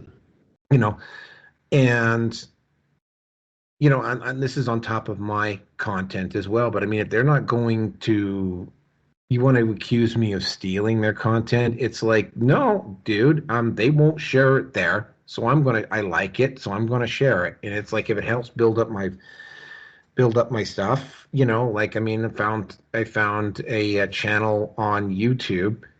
In fact, I found two actually, Space 1999 and Space Above and Beyond, both TV shows I liked watching as a kid, but they were only on YouTube. So it's like, okay, fine, I'm going to share your content on the alt Yep. channels. You know what? It's like Yeah. it's not my fault you're so myopic that you won't leave YouTube, right? And that's the issue that YouTube keeps facing is that every time, and there's a specific incident that happened today, which I won't get into, but every time YouTube gets more censorious, the alt channels and specifically Rumble get that much bigger, right? And Well, I think that the issue is too is I think a lot of these people, they want to censor and they want to go after everybody, and everybody's upset about their content. I mean, I've shared other people's content like on BitChute. I always just label it as a mirror. But even so, like I think the relevant piece is that people need to diversify more, and by helping these people diversify, that's fine, right? But I think that when it comes to diversifying the channel, I think it's important because again, YouTube is dying, and when we talk about YouTube, I think we really need to be talking about the dead internet theory, right? And what I mean by that is that, look at X, look at Facebook, look at a lot of the major big tech social media platforms, other than those two like TikTok and the rest. They're loaded with bots, they're loaded with AI, they're loaded with fake content, or they're loaded with shill content that's created artificially by people who either aren't real or brands. I mean, look at OnlyFans and a lot of the pornography now that it's out there. There's people out there who are selling AI images of themselves and AI videos of themselves, and they're not real. They even had an AI beauty contest, and so these people are paying money for fake content.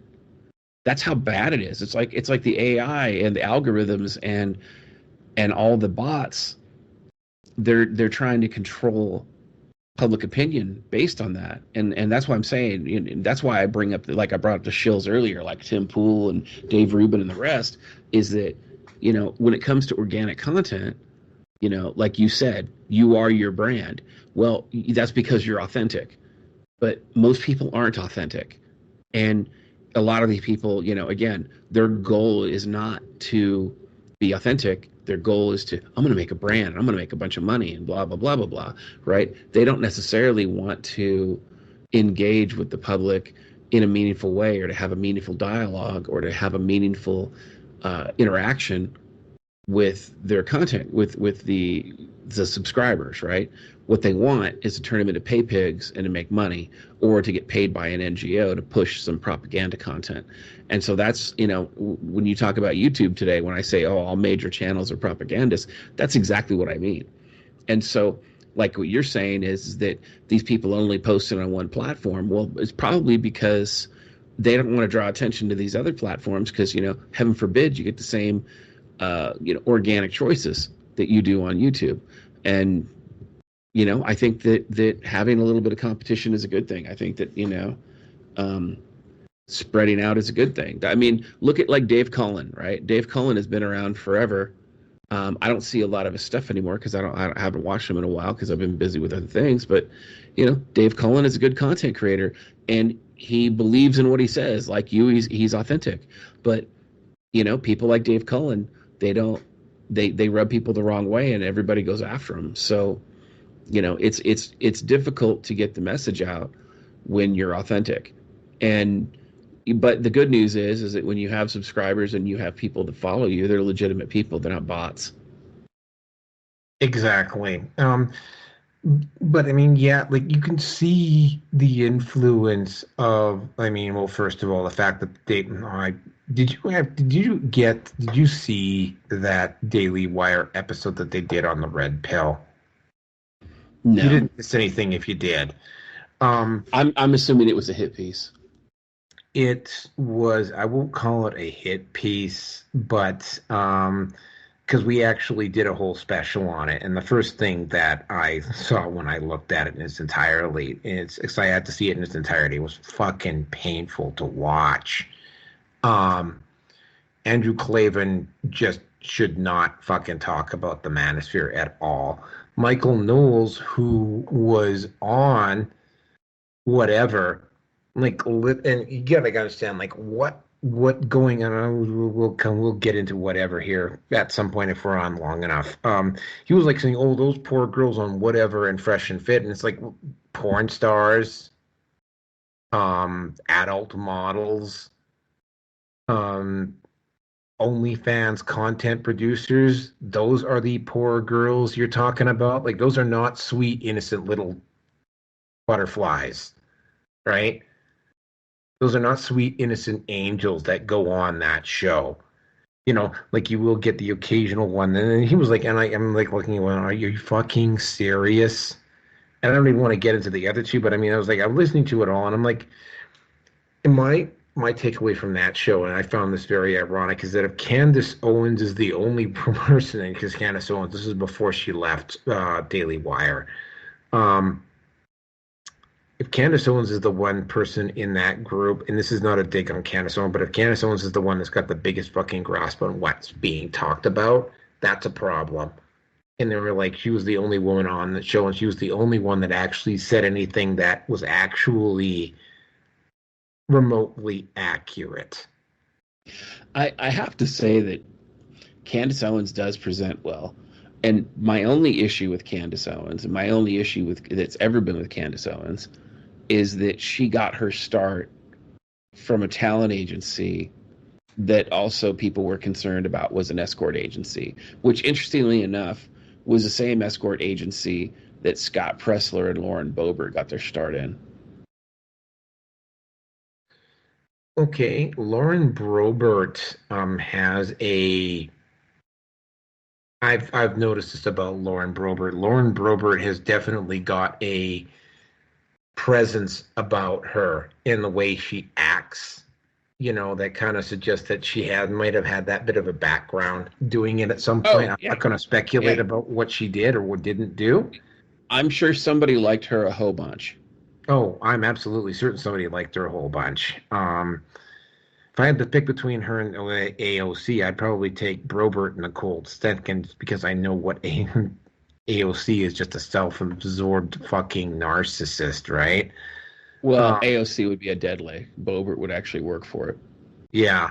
Um, but yeah, getting back into the whole aspect and the impact of the manosphere, you are seeing.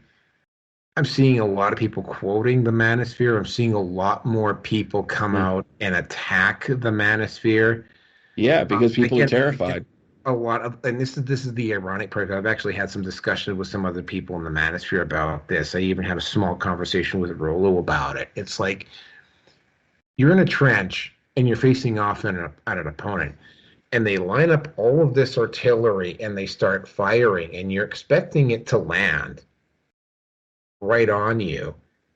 And instead, they're firing off into this big black empty space where there's nobody around. It's completely not where you're at. And I swear, it's like shooting fish in a barrel. And this is when I get back to Mooncat here. It's like fish. It's like shooting fish in a barrel. You just basically get out of the fucking trench. You walk over and you just start, like, I will say, like, literally eviscerating them, but metaphorically just absolutely eviscerating them, and then walking away. And it's, and the only thing that really gets me is like the absolute volume of it. I mean, I could literally, if I wanted to, spend all of my time going in and just eviscerating all of these channels that just base their theories off what they see on Wikipedia or what they hear on mainstream sources. And it's like it's not even remotely accurate. And it's just like, you But it's know, not supposed to be. You have and to it's also, understand that, oh like, yeah, absolutely. again, the attacks on the manosphere are happening because primarily because the United States military is not combat ready. The UK military is not combat ready. Like you The throw in the Canadian Canadian Armed military, Forces are on in that as well. right? And so what you're having is like with this whole Trump presidency thing, it plays like a pro wrestling script, right, between Trump and Harris. But the reality is that the United States they need a military because without a military, weakness invites challenge. And that's why you're seeing everything happening. You're seeing the Houthis in the Red Sea.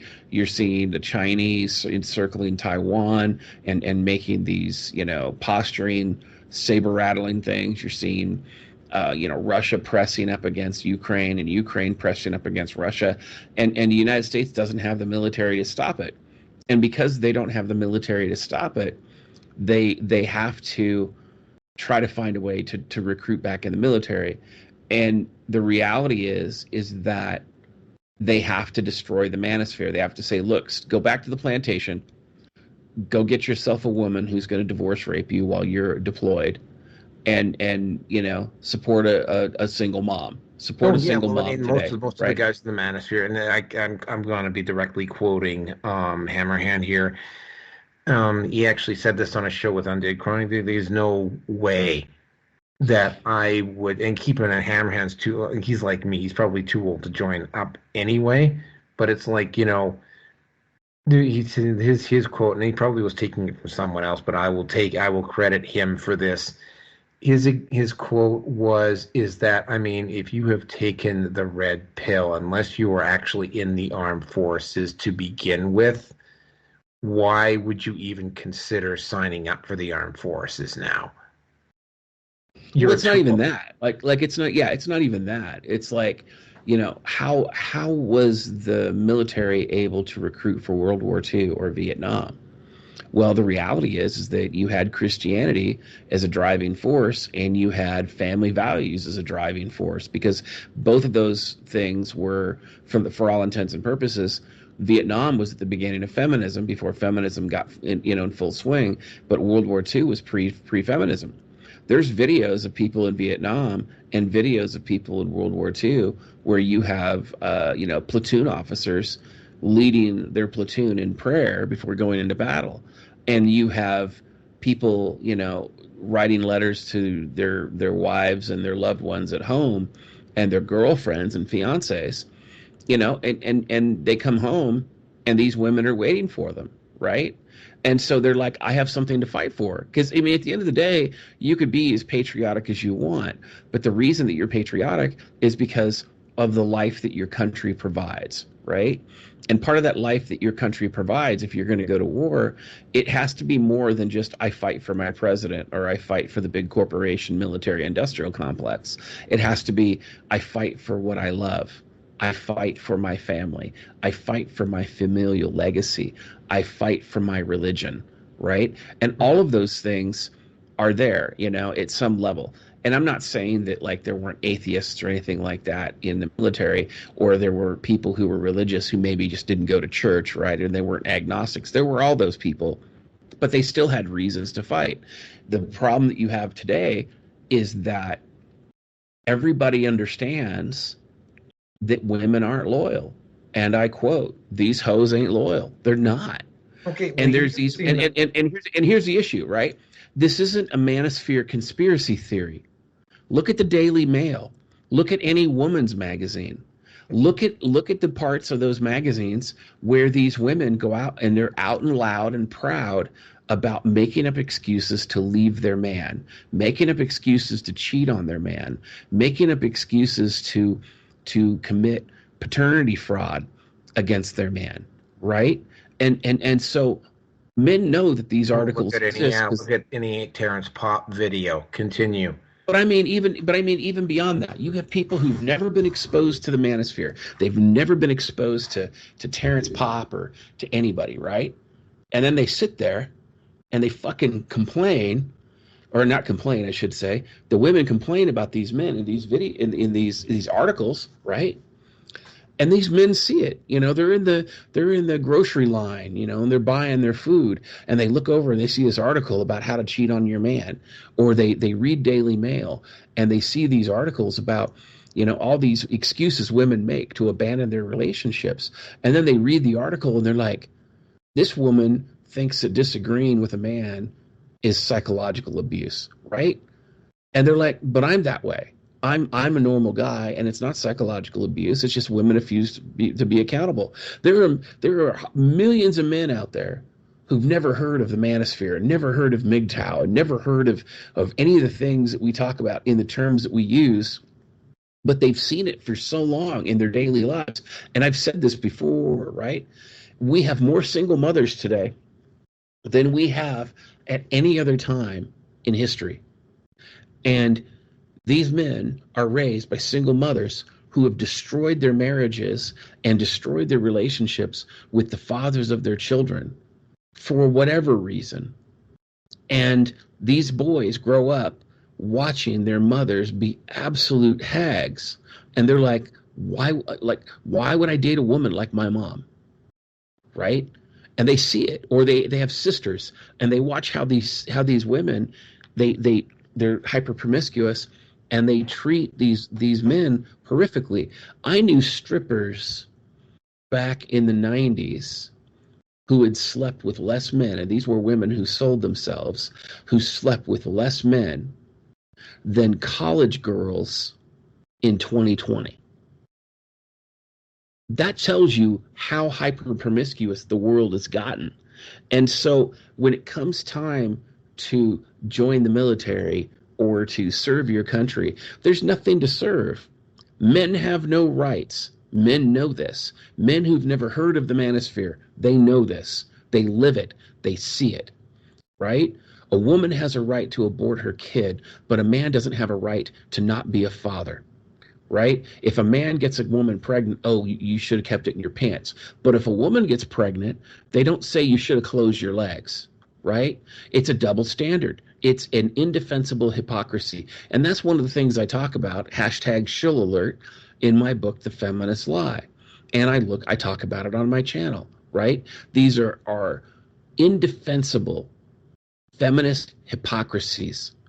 And take it a step further, when you talk to the pastors who try to shame the manosphere, and they're like, oh, you need to get married and have kids and to do this and do that, they don't give a shit.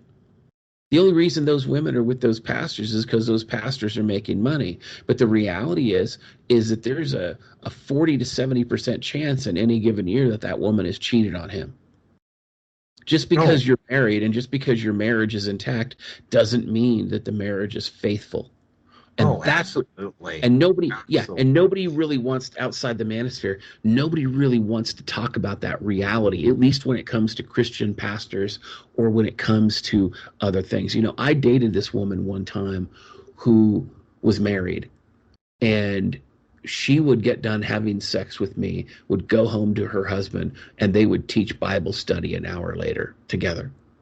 Okay, so for these people to turn around and say, oh, you know, Christian this and Christian that, I'm a devout Christian now.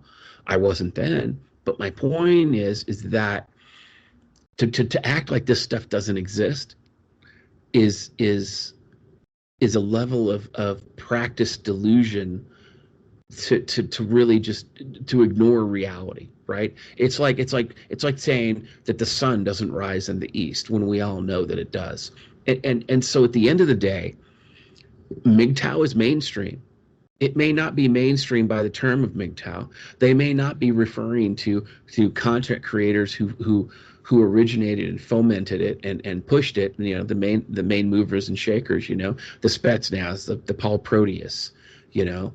Razorblade Candy, right? Rest in peace, two of those guys. I don't want to have Razorblade Candy, but rest in peace, Paul Proteus and Spetsnaz for sure. Yes, absolutely. And those guys were titans, you know. And unlike these modern YouTubers like Matt Christensen and the other, Paul Proteus at his prime had 8,000 subscribers, but everybody in the Manosphere knows who he was. Everybody knew who he was. I knew exactly who he was. I was surprised. I mean, if I was living in Vancouver, him and I would have probably eventually run into each other. Yeah. I mean, he's just a down-to-earth guy. But that's what I'm saying. Like, when you see that and all these people trying to recruit, the recruitment numbers aren't going to change because men have nothing to fight for. Yep. Until the culture changes, until the laws that discriminate against men, and until the laws that preferentiate women at the expense of men are changed, it's not going to change. I mean, even having women in the workplace, right? You know, they're like, oh, this is a major thing for women. But what they don't tell you is that it was a zero-sum game. Where did all those jobs come from? They didn't just double the size of the working economy. They didn't. They took those jobs from men, and they made those men unemployed, and then they made those men unemployable, and they destroyed their lives. And then these women are like, oh, you know, we don't have a lot of marital options. Why? Because women want to marry up. And, you know, if you make as much as a woman or you make slightly less. Be careful. Don't tell them they want to marry up.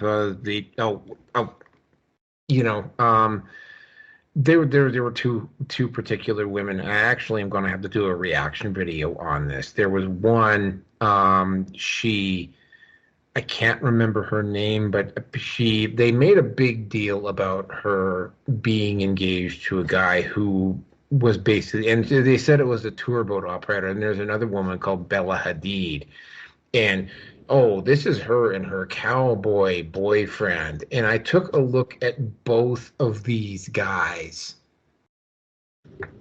versus what the feminist propaganda was saying and versus what the reality was. Turns out that the first woman with the tour guide, the tour boat operator wasn't just a tour boat operator. He was running his own entire, like he would basically had like a, we'll say a fleet, but he was running his own business. The guy was like not a multimillionaire, but he was Yeah, not he was poor. self-employed. Yeah, he Yeah, was he was self-employed and he self-employed. was successful.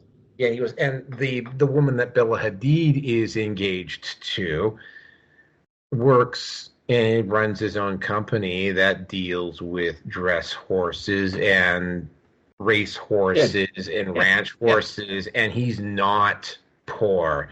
And the next thing I always have to point out, and this is something I want to be pointing out, now you've reminded me I'm going to have to actually make this video, is that even get access to women like that, you have to be they either have to show up at an event where you're hosting or you have to actually go to where they are because the women like that who are high status tend to live rather structured lives and will only go to certain places and do certain things Well, yeah, and to because be nobody invited wants to to the get events that gang they're raped by the at. cartel.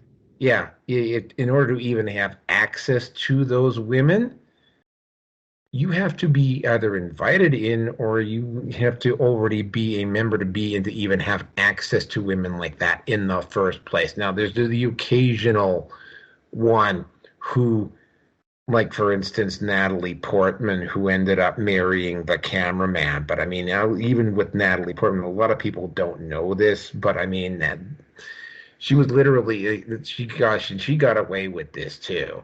Um, Obviously this particular cameraman was probably in a very shaky marriage to begin with, but I mean basically the father of her kids with this cameraman was actually married at the time that she was seeing when she first got involved with them, right? And keep in mind that this cameraman was working on a show that she happened to be on. So I mean, it Right. was like, yeah. So you get all the way back to the issue of access to these women in the first place. So I mean, they make a big deal about, oh no, the wall's not a thing, and oh no, we're not being materialistic and that sort of thing. And it's sort of like this. I'm going to go into the whole media and how women have sudden how there's been a change in how women have been addressing the issues of the manosphere.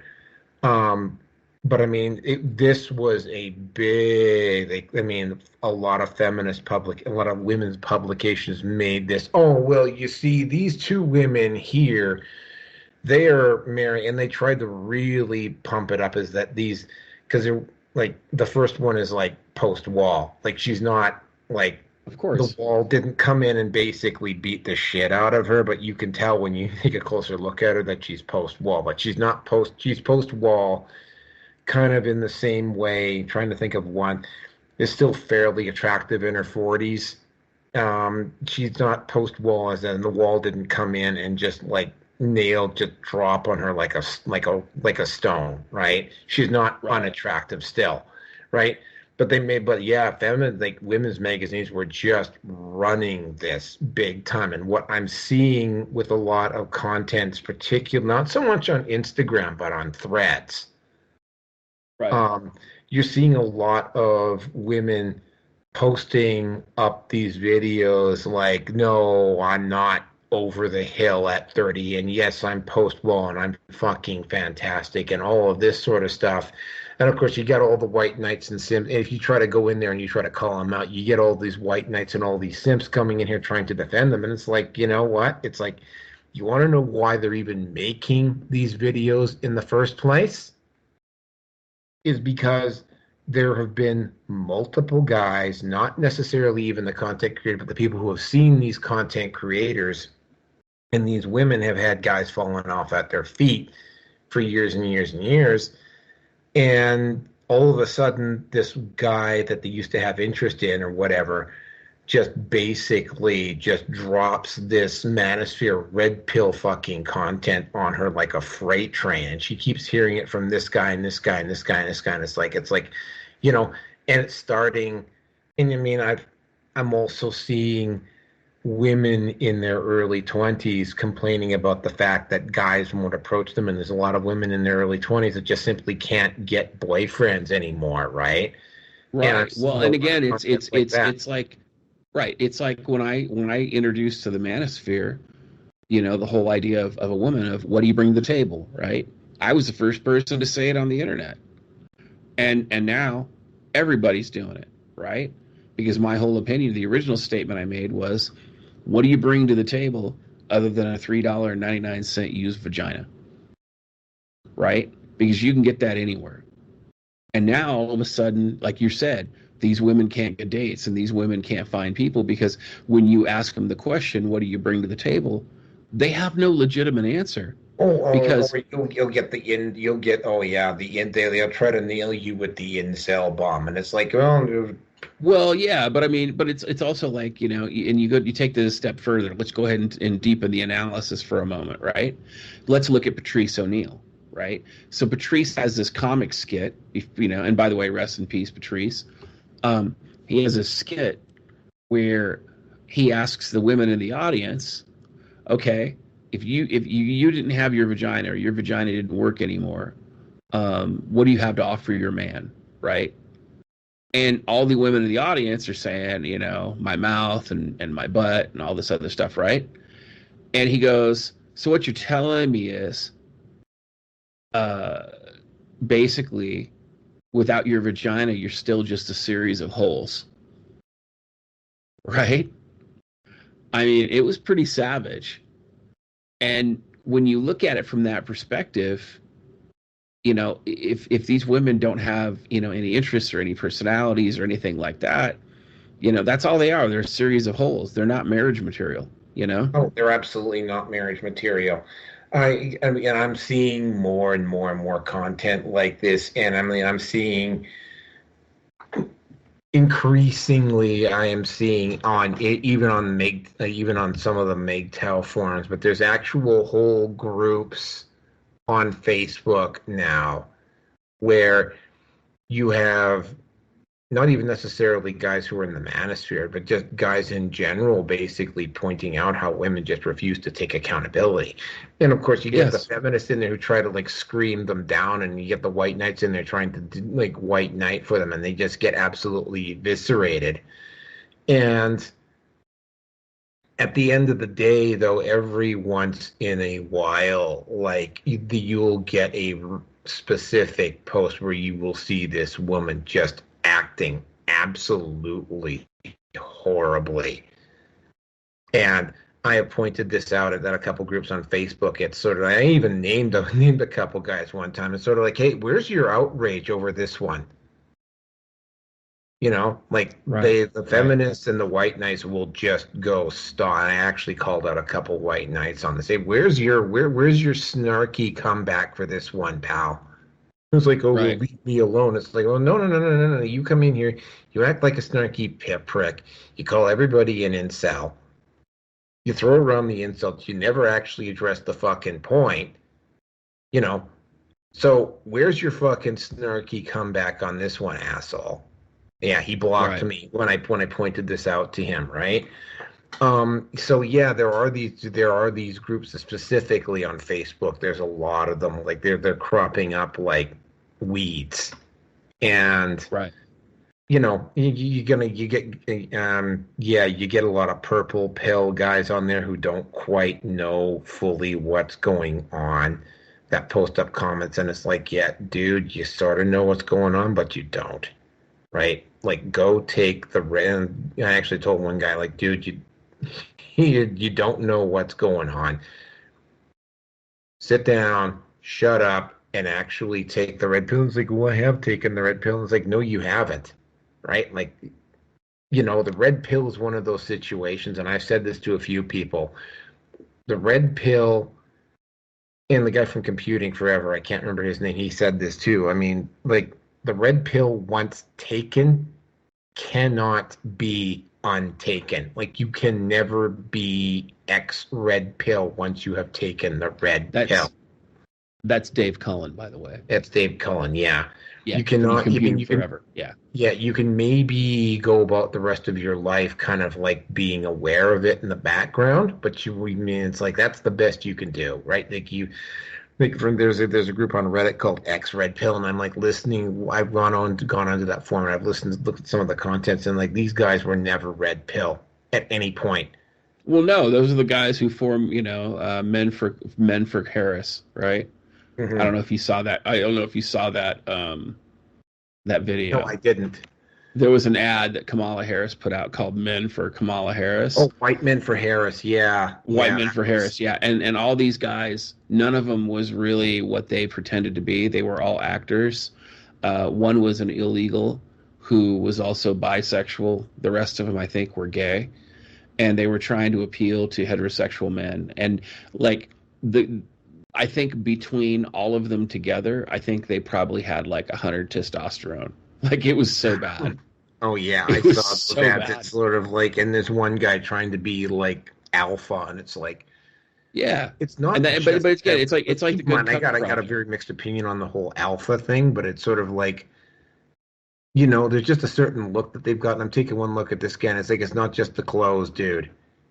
Like, it's not just Look, the clothes. Um, alpha is a status, but it is a temporary status. And that's what people don't really understand about it. Everybody thinks that, oh, such and such isn't alpha anymore, so let's go ahead and tear him down, right? And they don't understand that, time comes for us all, right?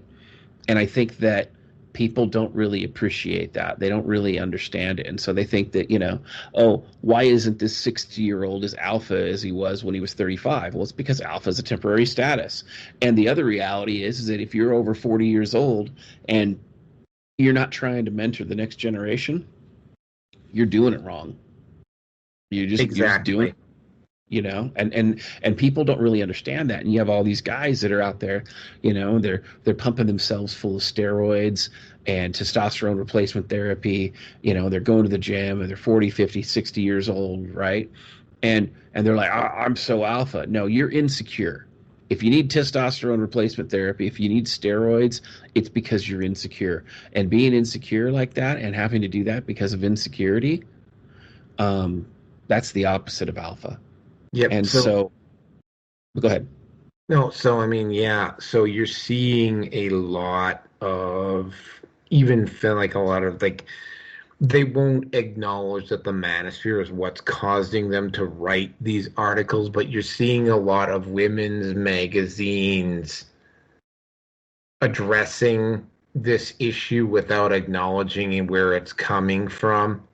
Like, they, heaven forbid, if they actually acknowledge the fact that the manosphere is actually impacting their dating strategy. And I mean, I've even seen, there's this one I had to actually I had to actually straighten a few people out on them, because there is something that I did at one time. It's known as primal therapy, where you're basically just screaming everything that you're pissed off about at the top of your fucking lungs, right? And then once that's done, you have to then go back and you're basically given a couple few hours or whatever to process what you just screamed about, and then you come back the following day, and the following day you're just, because you've been, and he'd been like, I remember when I was at this event, the guy said, okay, you know what's going to happen is that for the next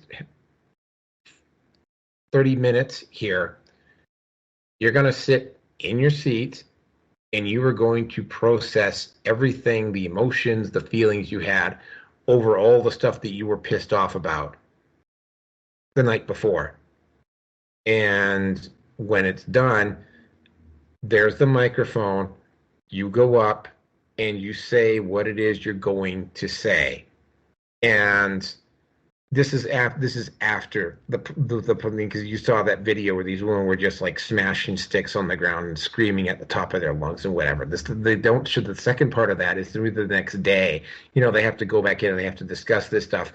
And it's like the first guy comes up and he picks up the microphone and he lasts about 30 seconds and he just turns into this blubbering fucking mess. And then the next guy comes up and then more and more and more of them come up and they're like literally just breaking down, like, as they're coming up. And there's a couple of guys who start fucking getting screaming and fucking angry and trying to cover up. And it's sort of like I didn't even get to the fucking microphone, right?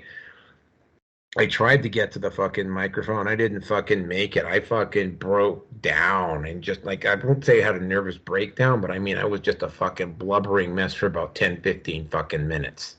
Sure. And, and I'm seeing all these other guys around me and they're just like breaking down. I mean, that's the thing. I mean, yeah, okay, when you look at the first part of that and you're seeing all these women screaming at the top of their fucking lungs and going absolutely nuts and insane, that's just one part of two parts that has to Yeah. be done, right? So I mean, I was having to point some stuff out and go, yeah, that's a form of what's called primal therapy. And that is just one part of two parts of it. And yeah, if you're somebody who just happened to walk into the room and seeing these people fucking do it, you'd think these people were just right out of their fucking minds, right? But there's a process involved there. As long as there's a facilitator around, and oh yeah, for very obvious reasons, there are no fucking guns, weapons, or firearms anywhere within reach of anybody that's in that fucking room or in that area, right? Right. Because yeah, like there are people when this shit comes out of them,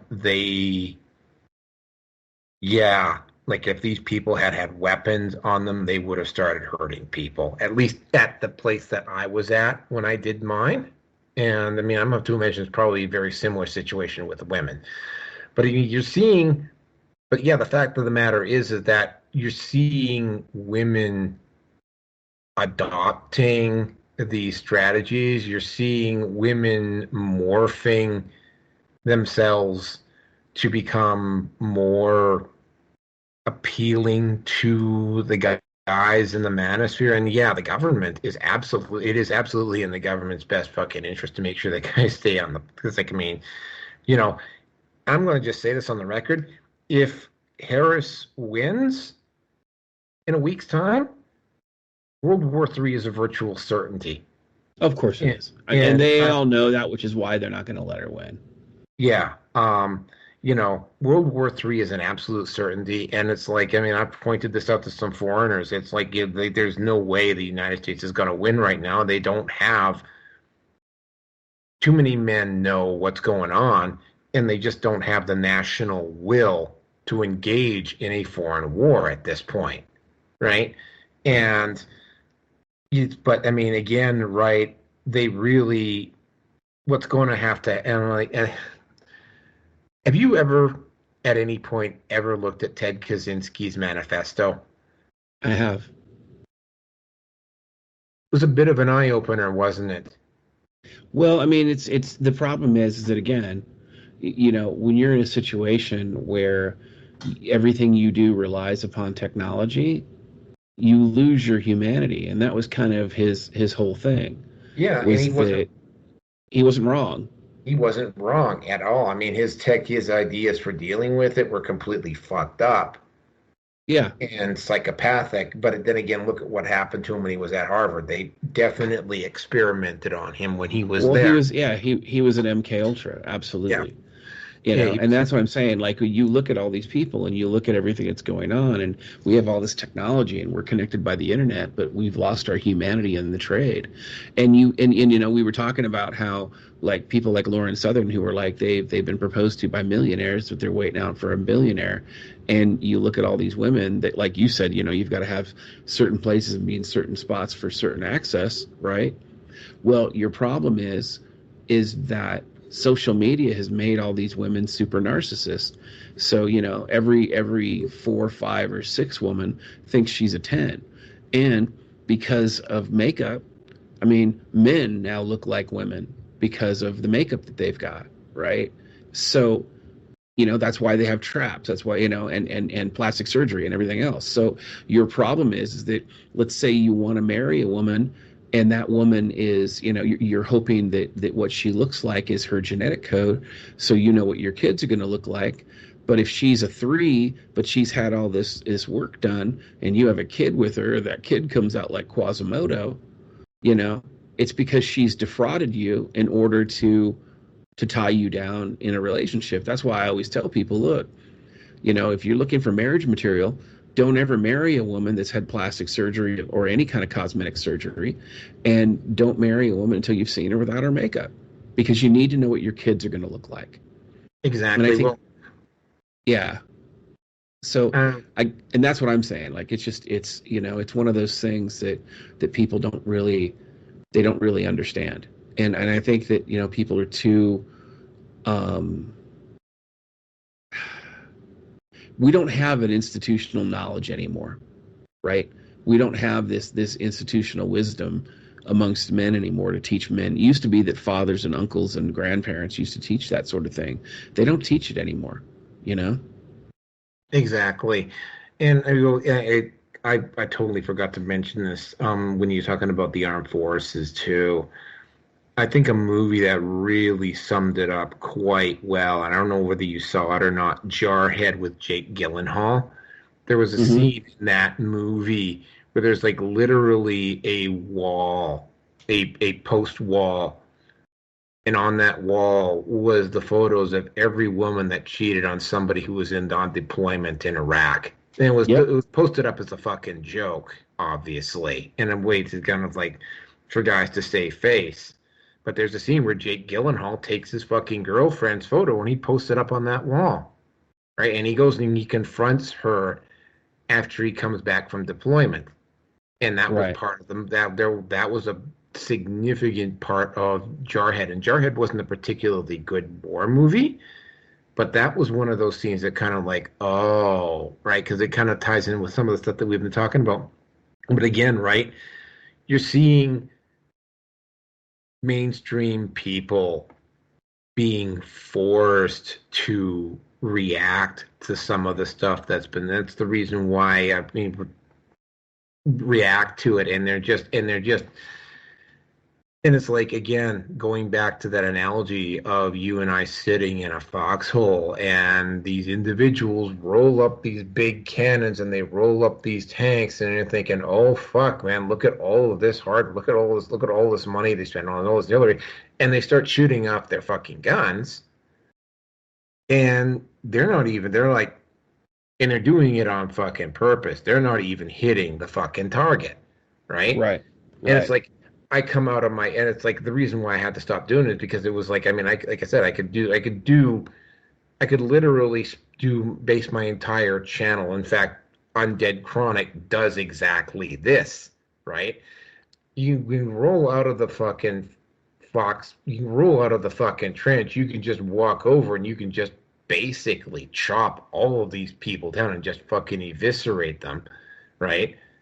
And you can just walk back and sit back in your trench, and it's like, and then there's another group of people that just roll up and do the exact same thing. And it's honestly, it's like, I mean, good on Undead Chronic that he's able to keep doing that. But I mean, I find that particular type of content kind of boring after a while, right? Well, look, it's really good if your audience is like 16 years old, right? And they have a bunch of hormones and a bunch of, anger, as a lot of 16-year-old boys do or 20-year-old boys do. But your problem is that if you can't evolve your content and you're just the same thing, that ends up being a problem, right? And I also think too that you have to offer something. Like look at the left.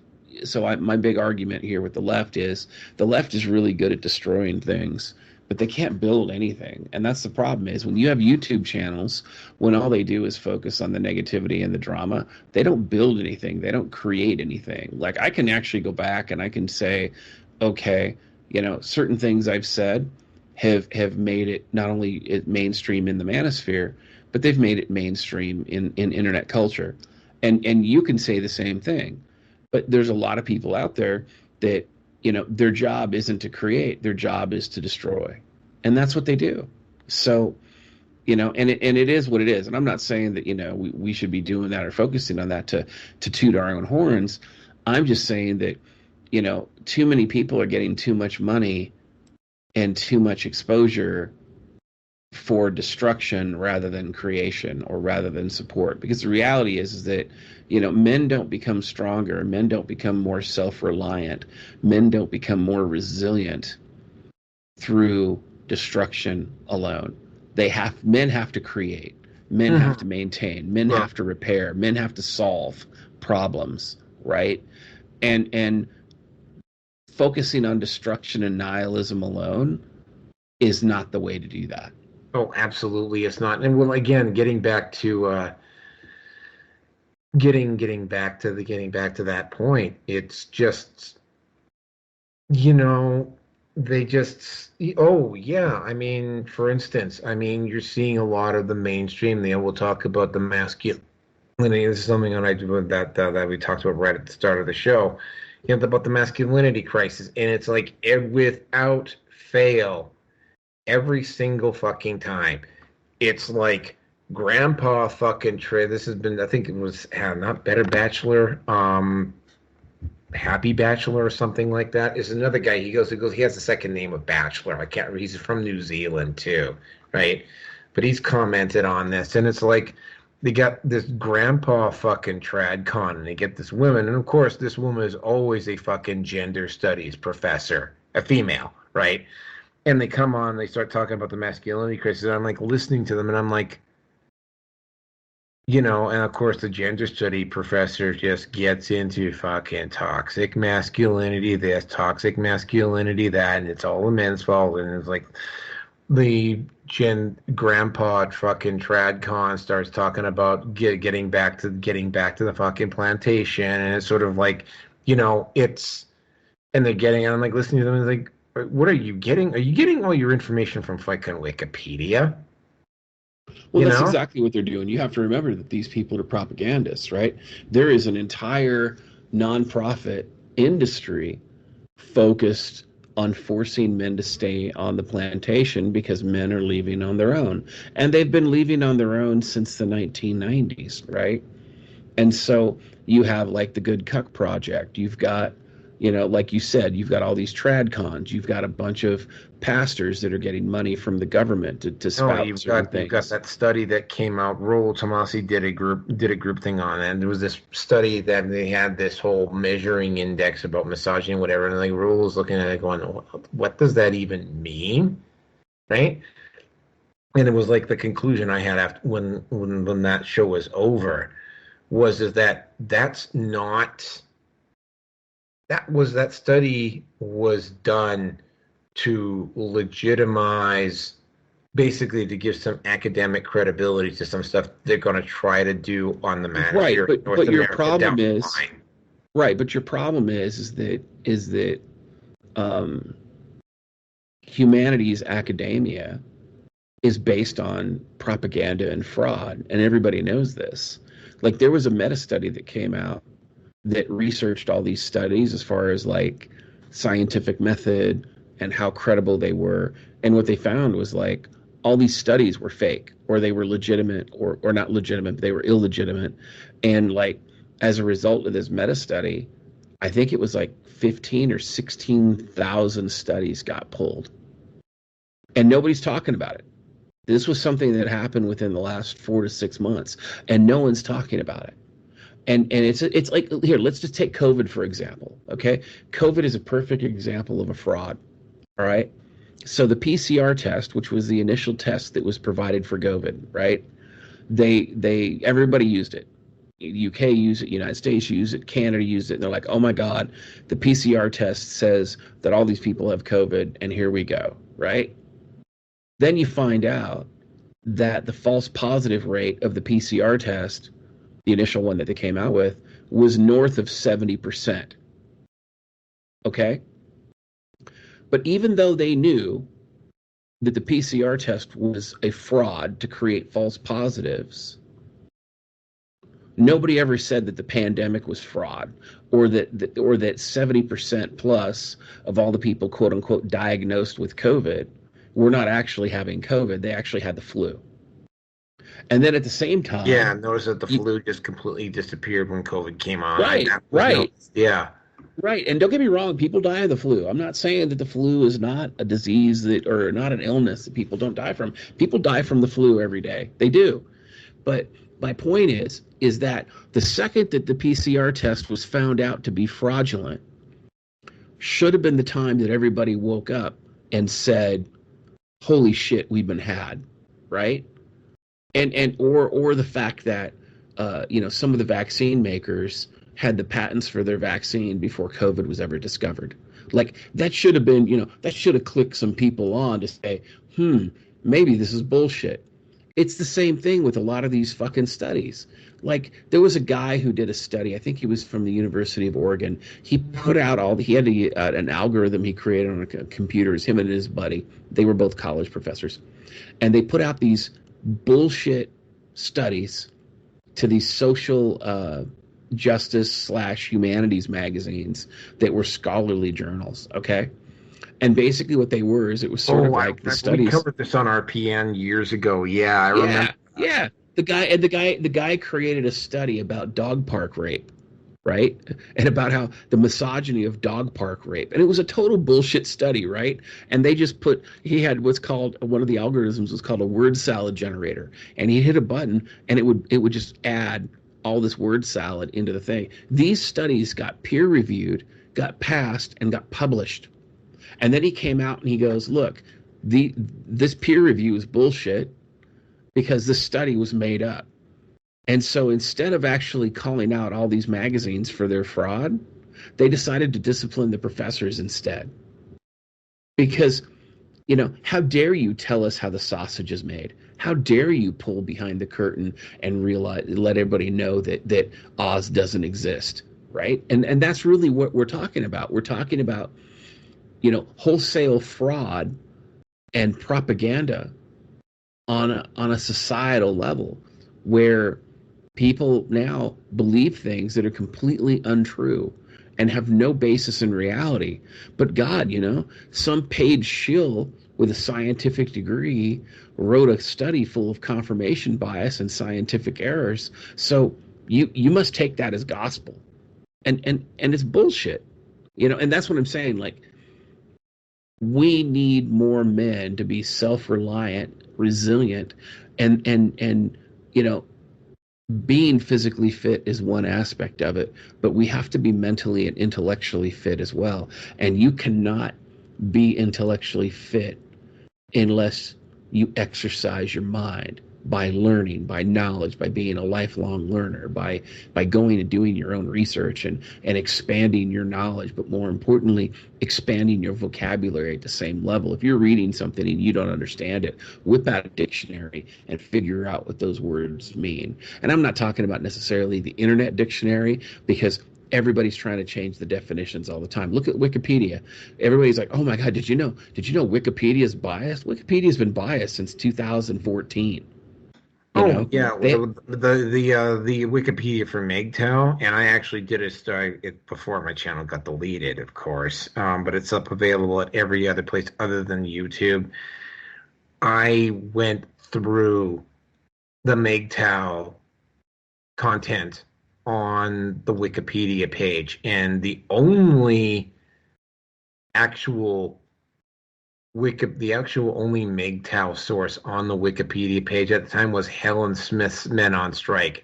They had Mac Lamoureux on there as a source because Mac Lamoureux, I read that Vice article, by the way, that Mac Lamoureux wrote.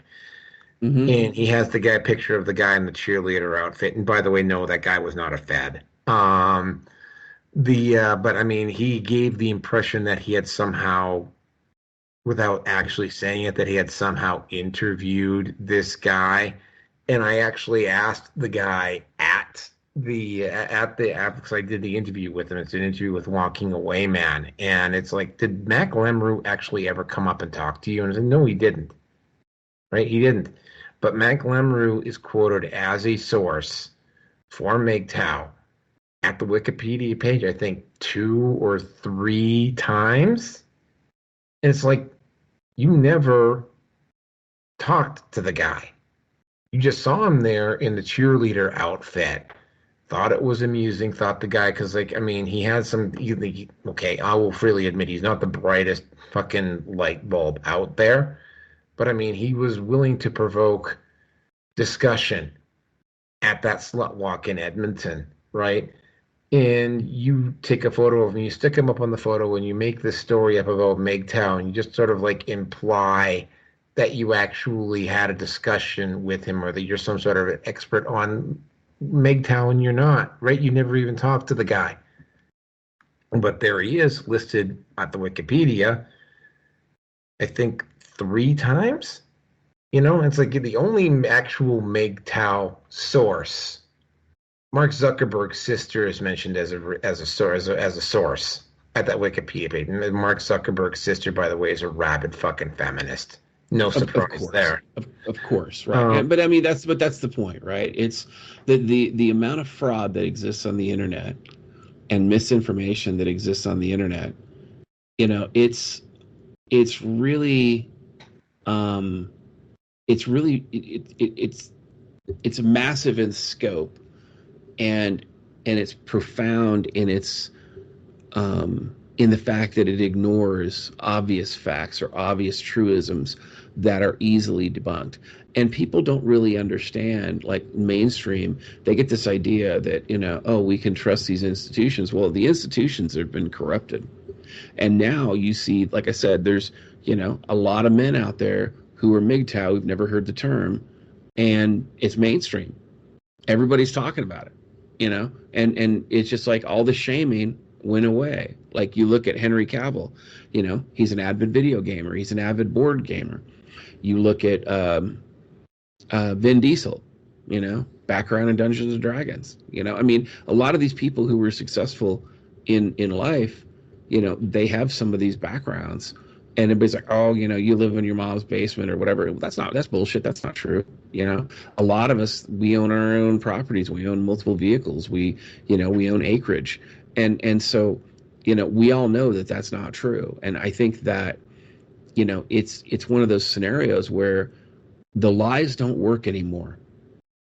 They just don't work. And that's why when you're seeing these attacks on the Manosphere, when there aren't really any Manosphere channels left beyond the propaganda ones, it's happening because people are terrified, because it's gotten into the institutional memory now of the younger generations, not just the millennials, but Gen Z and Gen Alpha. And they're starting to figure it out. Like, they were promoting rampant promiscuity in movies, for example, so that they can kind of indoctrinate people into having more sex so that, Planned Parenthood have more babies to kill. And now the younger generations are like, we don't want sex in movies. Why are you bolting on these sex scenes that don't make sense, right? And it's not that they don't want any sex at all. It's that it needs to make sense for the movie. And the problem is they bolt them onto the script and it doesn't work. Yep. It's like casting a black man for Hitler. It just doesn't work. Yeah, exactly. Well, I mean, I actually, because I did want to go see it when it was in the movie theater, but it didn't. The movie lost a shit ton of money. She Said is the name of the movie. Ardent feminist movie, but I'm looking at that and I'm like going, well, there's a couple scenes in there where it's like they could have taken that scene out, or they could have rewritten it so that the woman doesn't come off as that. There's this one scene where these two women are discussing the project, and this one guy comes up and starts getting really pushy and aggressive, and both of them just go into uber bitch mode, and then they embarrass the guy into leaving. And then the woman looks at them and don't apologize, and they just keep going on with what they're doing. And right at the very start of the movie, which is probably one of the reasons why it didn't do particularly well, is that they got into the fucking social messaging and they got into the whole fucking orange man bad narrative instead of just basically focusing in on was a truly despicable human being in Harvey Weinstein. But nope, they just had to bring Trump into it, right? So, well, you know what? There goes half your audience right there, right? And it wasn't a bad movie. Right. But you also got to remember too that it was paid by propaganda, right? Yeah. So they had to bolt that on, and that's the kind of thing I'm talking about. But yeah. I mean, that said, I realize we're coming up on 3 hours, and I'm starting to fade. And I actually still have to pack up a few things here and get it into the back of my van and get my mattress over to my new place, because it's my first night in my new place, and like the heavy stuff gets moved out. Well, congratulations on the new place. Yeah, this is the end of an era. I'm gonna miss this place. I discovered the Manosphere when I was living in this apartment. The Red Pill Nation Hangout was born. the actual Red Pill Nation, which is my original version of it on WordPress, which is still there, but I don't post up very much at that anymore. That was born, well, the concept of it was born. It was born in this apartment. I actually ended up starting it as an actual project though when I was on vacation at my parents' place. And I was like, So what you're saying is that before you leave, you're going to pee on the place? maybe. But yeah. Uh, No, that's good. I mean, I understand that, and but I you know mean, that yeah, that it's like, nostalgia is important. it's yeah, there's just a feeling of nostalgia. I lived more than a quarter of my life in this particular apartment. I liked it. It's revealed some stuff that has to be, and this is getting back into the whole MGTOW simplicity thing. I have like I'm looking around at my apartment right now, and it was extremely, like, there wasn't a single solitary blank table space in this entire apartment. Like everything was fucking cluttered, right? And that is Sure. something, I'm looking at that and going, yeah, you know what? If a MGTOW's going to simplify, this is my opportunity to simplify. And keep in mind, I also have a DVD collection of 1,500 DVDs with all the accompanying shelving that has to go up as well. Because I have a movie background, right? So my Of particular, course. other than I could have gotten into collecting Warhammer figures, but instead I got into DVDs. So yeah, if I see an interesting DVD or something that I don't own something, I will just buy it, you know. Uh, but yeah, it's like I'm like looking around at this place because there's still a few little things that got to be taken out tonight to go over to my new place, including my bed, which is just in classic MGTOW fashion, is like literally a mattress from the bed that got broken because one of the legs got broken, and I just tossed the bed out and kept the mattress. That's funny. Classic MGTOW. Yep. Well, Yep. I'll tell you what. I hope you have a good night, and I hope your move is uneventful. But yeah, I appreciate you having me on, and I think it was a good conversation, and I Yep. think at It some point we was. should continue it. Yeah, I'm thinking to maybe even invite a couple of other people that we can trust on. Because I mean, we've addressed some issues here, and this is what I was trying to do with the MGTOW Master Series. Unfortunately, before Nihilist just completely fucking alienated like literally almost everybody on RPN. Um, and I had to finally go like, yeah, sorry, Nihilist, I have to let you go, man. It's like I like you're funny, you're humorous, but you just don't know when to back away or just like respect people to have their own opinions. And it's like I can't keep you on anymore. I'm sorry. But I Well, mean, it happens. yeah, yeah, and it's we have to get into more of the discussion of solutions. I think getting a little bit more. I can't believe I'm actually saying this about Ted Kaczynski. We won't even have to have this particular special video about the Kaczynski Manifesto and what it means. And I don't want to get into another long conversation about this, but I mean, yeah, we have to start talking about solutions. And we don't necessarily have to be concerned. I don't concern myself with YouTube. If a video gets taken down there, I really don't care. But I mean, we've got the alt platforms, and that's where I'm focusing my effort now. I'm not focusing on YouTube at all.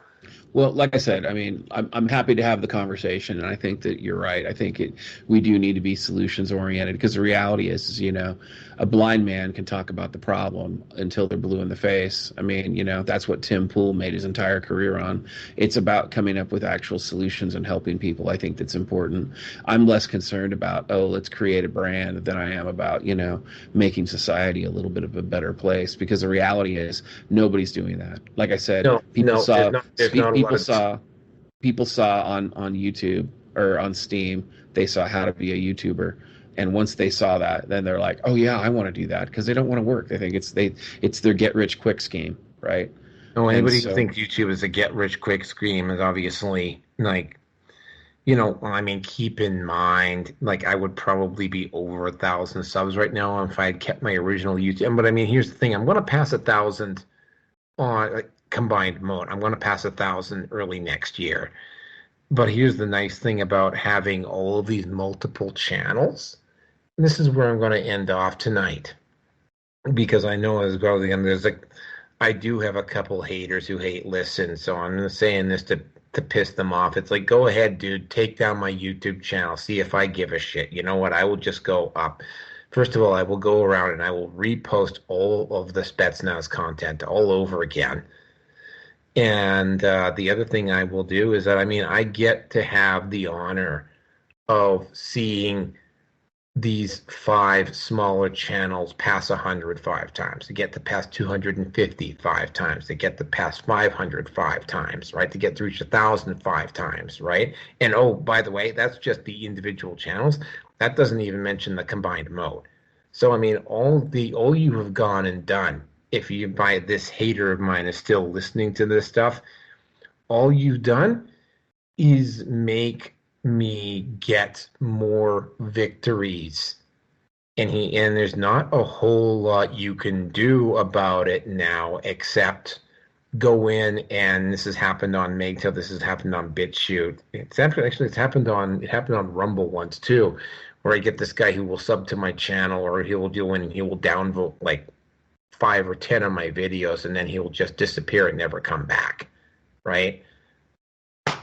Go ahead, Sure. be my guest, do that. Like, you're not to I mean, I know you don't have a very poor opinion of Tim Pool, but I mean, Tim Pool, one of the things that Tim Pool did say to Jack Dorsey when Jack Dorsey did his second appearance on Joe Rogan, and I gotta wonder where the fuck Jack Dorsey was when he said that, right? And like he looked at Vijaya Gotti, he looked at Till, he looked at Jack Dorsey. You boot somebody off of Twitter, like you're not shutting them up, you know? So go ahead, take down my YouTube content, take down my Facebook content, right? I don't really care, right? That's not where I have most of my energy focused. And all you've done is make me have more victories down the road. And like I said, I've said on episode 400 of the Red Pill Nation Hangout, like I'm dedicated myself to getting to the point, and I realize this is probably going to potentially involve some sacrifices along the way. I'm going to get myself to the point where I'm able to just basically make a living just off doing my content. It's going to take some work. It's going to take some doing. But I mean, I said when I started this, because I said this, I told you about this in 2016, well, my experience with Miss 2016, right? And how the channel got its birth from what she did. And what I said that night ended up being true. I said as I came up with this channel, I made a vow to myself at that point that, I mean, I was like 5 years down the road. When I'm talking about what happened this summer, I will be talking about the channel. I won't be talking about what she did, except as in terms of how it impacted me on getting this channel started. And that's exactly what happened. So yeah, that's me manifesting. And I'm going to give the last word to DDJ, and then we have to cut this off. Well, I just wanted to thank everybody for listening. And if you want to support this content, if you like this content, once it gets posted, please, if you agree, disagree, whatever, post a comment. If you like it, share the video. Every little bit helps, because the reality is that without you, the listeners, we don't move, forward. We don't have content to make, and really, for us, it's not about the money, because we make our money elsewhere. It's about sharing the information and sharing the wisdom and sharing the commentary, and making sure people are exposed to it. So whether you agree, whether you disagree, post a comment. If you got questions, post a comment. Any kind of feedback, definitely do that, so that we can either address it, or maybe you provide feedback that helps us improve. So we're human too. We're no better than anybody else. We're just nobody's behind a keyboard, just like you. So thank you for listening. Thank you for your time. And again, make sure you support Naroki. And with that said, you guys have a good night. All right, and yep, we will pick up this conversation down the road, and yeah, we're going to start talking solutions, not just addressing the problem. There's some very enthusiastic stuff I'm seeing on the horizon. I really wish I had been able to keep this going with Nihilus, but it just didn't work. So again, maybe we'll bring in a couple of other people. We'll get this going, and we'll actually have a new series where we'll talk solutions, not just about the problem, not just trash talk. And with that, thank you everybody for showing up tonight. Thank you for listening to the whole almost more in excess of 2.5 hours, going up to almost 2 3/4 here.